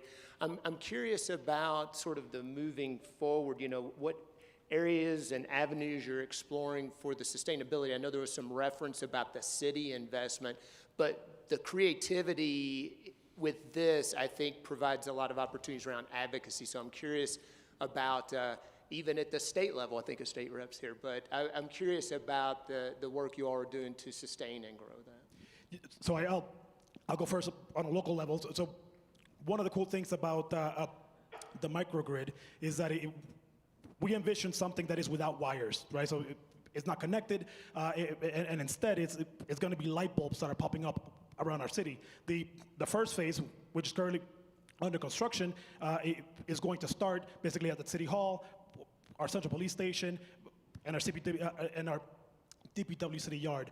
We have a second phase that is being planned, and is going to focus on a Chelsea Housing Authority building that is for seniors, and 2 hospitals that are partnering with us. But the end goal is not there. The end goal is to create a local entity that is operated by residents through a board, and mirrors what is happening in other areas of the country in terms of a locally owned utility, right? Where we create assets and we share those assets, and the wealth and the profits are distributed back into the community. State Rep. Thank you. I'll say that one of the biggest strengths of Chelsea is that we're a community that knows how to fight for itself, and we've proven that. Most of the legislation, at least that I am championing, is because it's been backed, introduced by the people that are here. residents, community members, nonprofit organizations, local leaders who have approached me and said, let's think beyond the microgrid. There's indoor pollution that's happening, and it's affecting our health. It's causing asthma, lung disease, and all hypertension. So how can we combat that? And what we realized is that there are no state regulations on how to monitor the air pollution that's affecting our daycare centers, our schools, and our senior facilities. So I introduced a bill thanks to the partnership of the people who are here today, and it's moving along at the state level, and that's the power of Chelsea, and that's the power of community. Thank you. This is amazing. And I think the accountability, the grit, the responsiveness of your community just stands out. And I'm going to switch gears just a little bit. I want to ask you about the Jaime Hernandez Park. And I also want to ask, in your materials, you're very proud to note that you're a sanctuary city. And again, that's another bigger concern about, like, how are you protecting and supporting all members of your community, especially the most vulnerable? Sure, so I can talk to the Jaime Hernandez Park question. That is another new park, different than the one we were talking about up here. That's actually a park that the director of planning saw an empty lot on Zillow one day and said, hey, you know what, we need more parks. So we worked with a city board that gets a small portion of taxes the city pays that can go towards open space. We bought that land. We spent a couple of years working with Green Roots, working with Myra, doing community engagement to see, that was the first city-created waterfront park in Chelsea. We're surrounded by water on 3 sides, no waterfront parks. So we had this new park we were making that's not super common in cities these days, and a lot of our parks are named after, primarily white people, and that's not what Chelsea looks like. So we looked at Green Roots and we said, hey, can you help us find out what our community members would like this park to be named? Who would they like to celebrate with this park? They spent a number of months on this, talked to hundreds of people, put out a poll that many hundreds of people responded to, and the community chosen name of the park was Jaime Hernandez Park. The ribbon cutting for it was the most beautiful event that I have ever seen. Like, his family came, community members came, there was dancing, there was music and celebration. It's just a really special project to get to work on.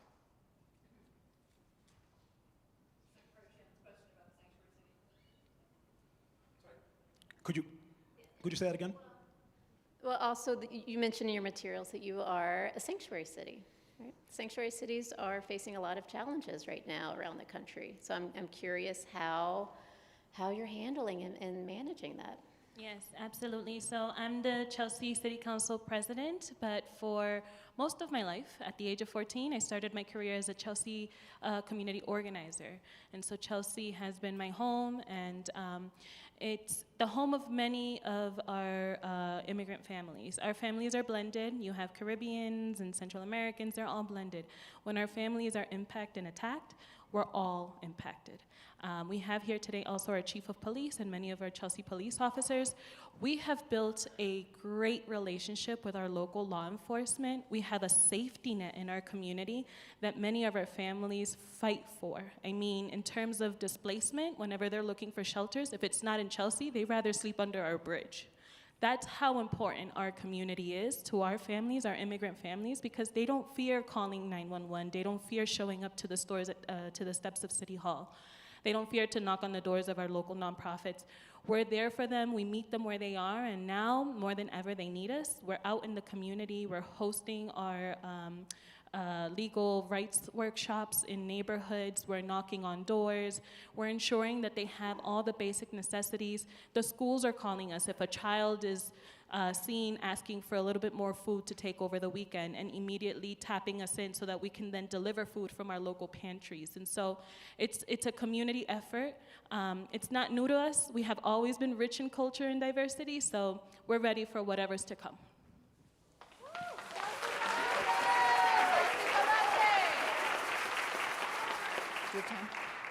Okay, quick question, quick answer. So I know that Chelsea is unique, but there's a lot of other communities out there facing big burdens that don't have the kind of imagination, pride, excitement that you all do. So what's the piece of advice, the one piece of advice you'd offer the next Chelsea?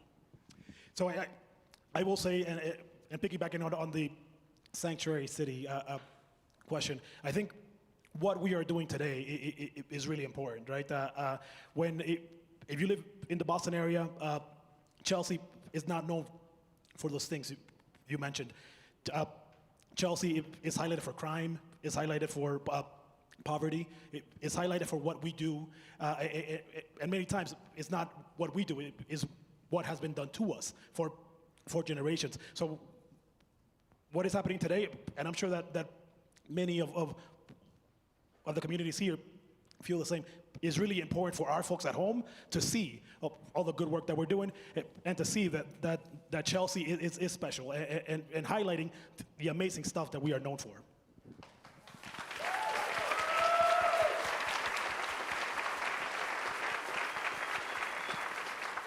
Thank you, Chelsea, and be assured we're going to go tell your story out there, and we're rooting for you.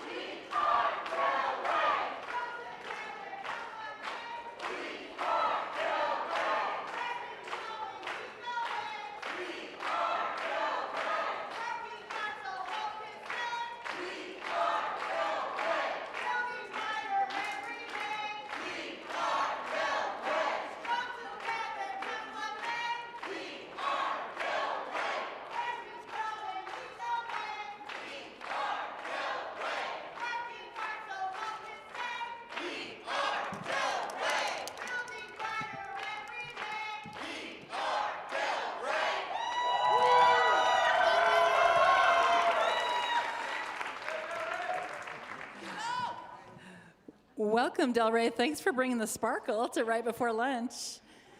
Delray, Florida, are you ready?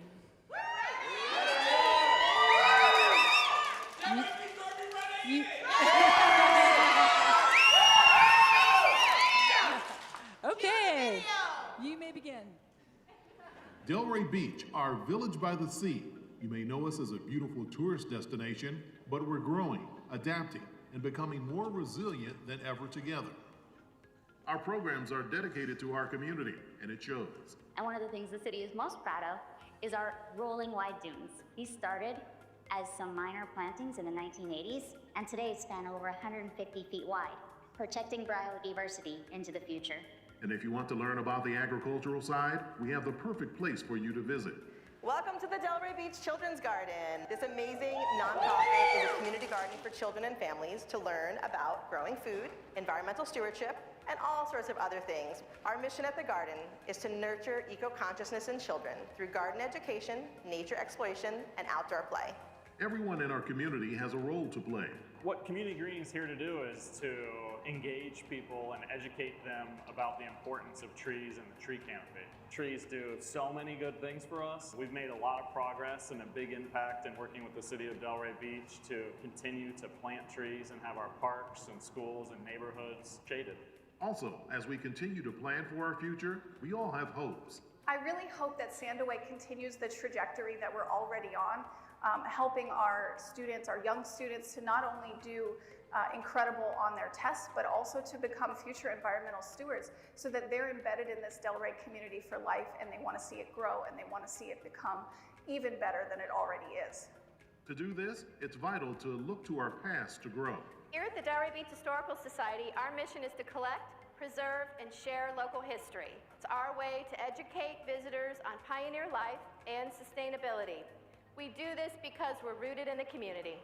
In Delray Beach, we know it takes a village to build a better, brighter future for the next generation.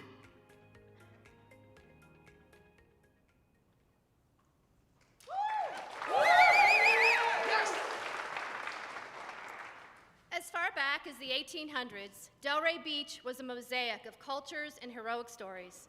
Bahamians, African Americans, Native Americans, and white European settlers used their unique skills to build traditions and dreams. With unwavering perseverance and vision, these pioneers developed a livelihood by farming the land, all the while enduring hurricanes, oppressive heat, and mosquito-borne illnesses. Over time, this multicultural village by the sea carved an unforgiving tropical wilderness into a thriving agricultural community. But with the lure of the pristine ocean waters and year-round sunshine, agriculture eventually gave way to a booming tourism trade. Even so, historic preservation, conservation, and storytelling are themes that keep us deeply rooted to this place, our place. But progress hasn't always meant justice. Like many American cities, Delray Beach struggled with policies and systems rooted in inequity. For decades, some neighborhoods thrived and others were left behind. But in 1989, the community came together and changed all that. The city's first Vision Assembly was held, in which the residents came together to craft a roadmap to the future, one that addressed growth and also demanded equity. The resulting efforts from that were that the city passed a transformative $210 million bond issue in which we reinvested in our public schools, we restored our downtown, and we began to undo decades of harm. Taking these steps was not easy, but we found it was necessary. And it's that commitment to righting wrongs that still fuels us today. Equity and inclusion, ecological protections, environmental justice, youth eco-consciousness, affordable housing, mobility and access. We speak many languages, but our goal is one. Sustainability for all. In Delray Beach, sustainability is not just about buildings and bike lanes. It's about people. We believe every resident deserves access to clean air, shade, and resilient infrastructure. That's why we passed a green building ordinance, launched a climate action plan, and partnered with nonprofits to make real change. These aren't vanity projects, they're lifelines, cooling streets, cleaning air, and creating jobs. Our vision for sustainability is rooted in equity, shaped by community input, and designed to last generations. At Community Greening, we believe that the health of a At Community Greening, we believe that the health of a neighborhood can be seen in its tree canopy. When we partnered with the city of Delray Beach, we knew the disparities. Some locations had lush shade, others had little more than pavement. So we got to work. With residents leading the way, we've planted 8,500 trees since 2016. Yes! All right. We built number keeps growing. Yes. We built urban orchards where kids can pick mangoes after school and gave teens their first jobs on our youth tree team. Here, they learn leadership, forestry, and community pride. For us, this is more than beautification. This is healing. At Delray Beach Children's Garden, the kids don't just dig in the dirt. They learn to regenerate the soil. They don't just plant seeds. They nurture the plants, harvest what grows, and they make meals of the bounty. Designed by children, for children in the heart of our town, we provide hands-on learning, nutrition through cooking, resilience through risk-taking, and connection to the awe and wonder of nature.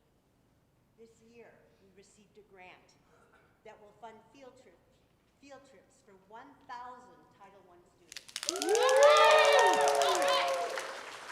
are growing a generation of eco-conscious nature lovers that will one day be the earth keepers of the future. At Sandway Discovery Center, science isn't something you read in a textbook. It's something you experience and protect. For more than 25 years, we've opened our historic coastal house to families and students, offering hands-on environmental education that connects the community to the ecosystems right outside our door. We ensure every visitor is actively involved and leaves with a message of a sustainable future. But education is only meaningful if it's accessible. That's why we partner with the underserved communities, offering free programs that empower thousands of students. From promoting water conservation to championing wildlife protection, our initiatives inspire every participant, regardless of background, to become stewards of the environment and help preserve the biodiversity of our coastlines for tomorrow. When we set out to build Delray Beach's first climate action plan, we didn't start with the consultant. We started with the community. Over 6 months, we reached residents where they already were, at churches, parks, and community events. And it worked. Our survey received more engagement than any other in the Southeast Florida region. The result is a plan shaped by lived experiences, aligned with our city's comprehensive goals, and accountable to the people. This is climate action that reflects who we are and who we want to become. Yes, it does. Through the Community Redevelopment Agency, we're investing in affordable, attainable homes and commercial spaces that have become blighted over time. We're restoring that trust. We're restoring trust by ensuring residents and small local businesses have the ability to remain and the tools to thrive in our community for generations to come. Delray Beach understands that sustainability supports both people and place and goes beyond environmental responsibility. We know that resilience isn't just a buzzword. It's a daily commitment. From mobility to mental health, from sea level rise to civic pride, we're building systems that adapt, endure, and include. Our mission is rooted in transparency, community participation, and trust. Since 1993, we've had the honor of sharing this stage to showcase the power of building collective culture that works to improve our community issues. However, we cannot rest on our laurels, not when there's still work to be done. We may not be perfect, but we're honest, we're engaged, and we're forward-looking. And that's how we keep Delray first, always. So who are we? I'm Danica Sanborn. I'm a science educator, and I turn curiosity into conservation. I'm Chris Chittister, and we are your Office of Sustainability. We don't just talk green, we live it. I'm Christine Tibbs. I'm from the Delray Beach Community Redevelopment Agency. We're building more than homes, we're building hope. I'm Assistant City Manager Jeff Orris, and I make sure every neighborhood is heard.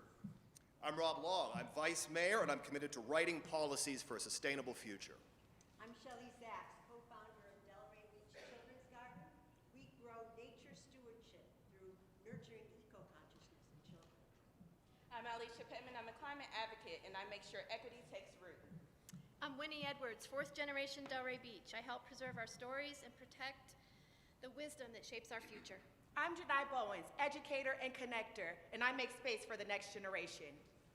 And I'm Terrence Moore, proudly, enthusiastically, and grateful to serve as Delray Beach's city manager. Much We are Delray. Rooted, resilient, and ready for what's next.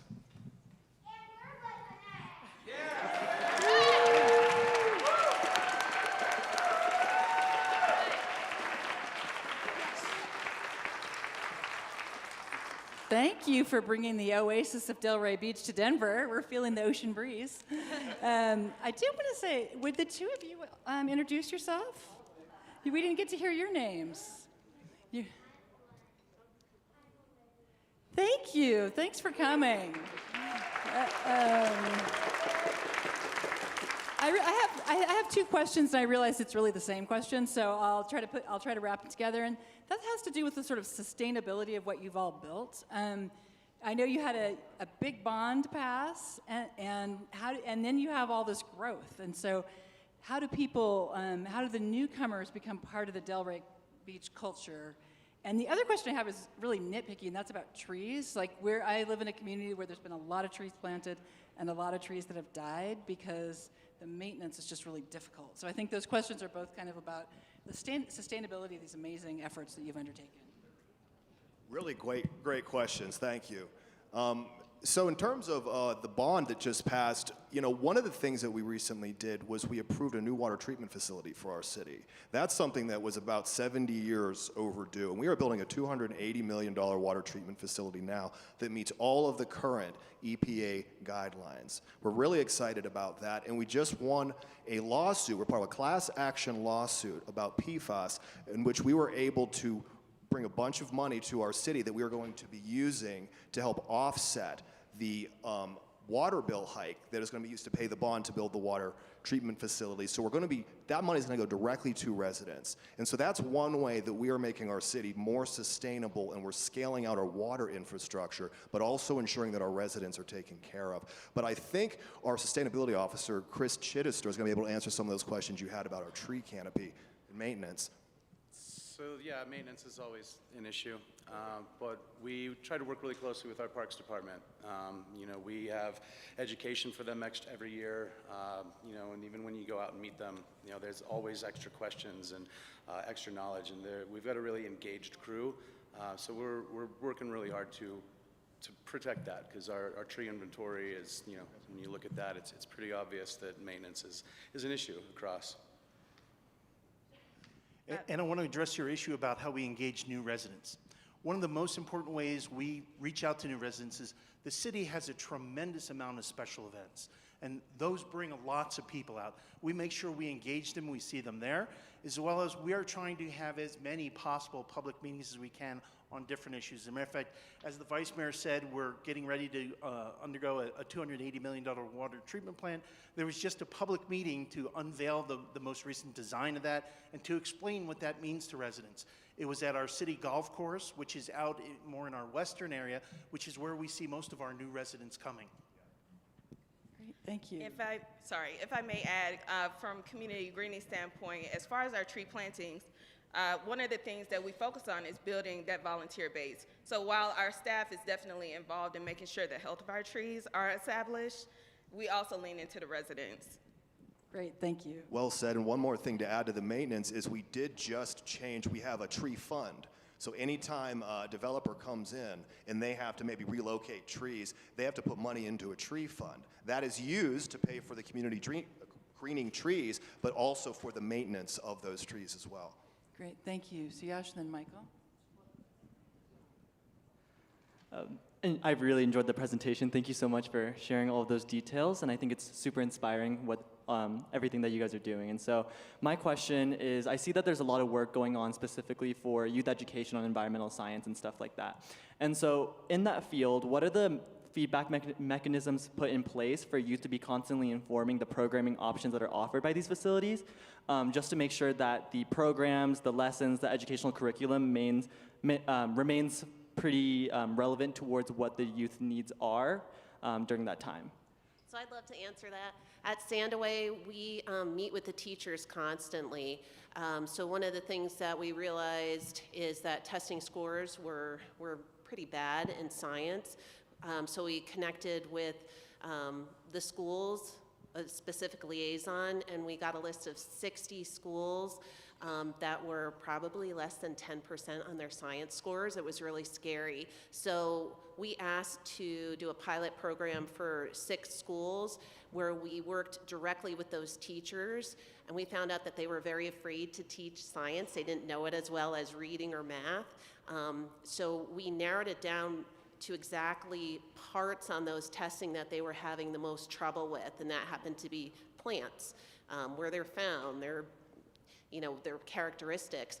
So we went and we developed a program specifically for that and raised their science scores about 80% just with that pilot program. So we're very excited about that. So working directly with the schools, gaining their trust, gaining the teachers' trust, that we're not there to take over, we're there to help you and support you in any way that we can. So at Delray Beach Children's Garden, we're currently under 2 different grants that require statistics on the effects of the programs that we have at the garden. So we're constantly asking questions, doing surveys to get the results. But for me, the most exciting thing is that we've had a group called Roots and Shoots come on a regular basis. It's Jane Goodall's international program to empower children. And we are the venue. The Delray Beach Children's Garden is the venue for that program. And these kids have been with us since the build. So some of them were 3- and 4-year-olds with their families when they were coming to build.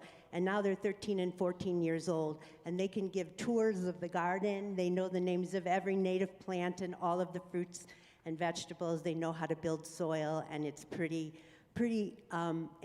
it's validating, very validating. Thank you for this extraordinary presentation. The best part were the 2 young ladies. Thank you so much. The future. So as we all know in this room, Black and brown communities are often disproportionately affected by climate change. And so I'm wondering, and I see that you've got a growing Black and brown population. You've got 30% African American, 10% Hispanic, et cetera, et cetera. What are you doing, whether it's your surveys or your leadership pipelines, to ensure that communities who are so often disproportionately impacted, but so often not a part of the feedback mechanisms and not a part of the leadership? Great to see the Black city manager. So I'm just wondering what you're doing to ensure that happens. And then just more specifically, you had mentioned that you had how did you word it? The largest survey response than any other city in the Southeast. Could you just give me some numbers to help me understand what that means? So I'd like to take the first part of the question relative to making connections with a diverse community. As many of us in local government realize, the more a community grows, the tendency for it to become more diverse. So because of the different approaches and the town hall meetings, engagements, connecting with the community, social media, and all the other technology available to the city of Delray Beach, we've been quite effective in connecting with all sectors of the community. And what we have in Delray Beach is likewise a very engaged community.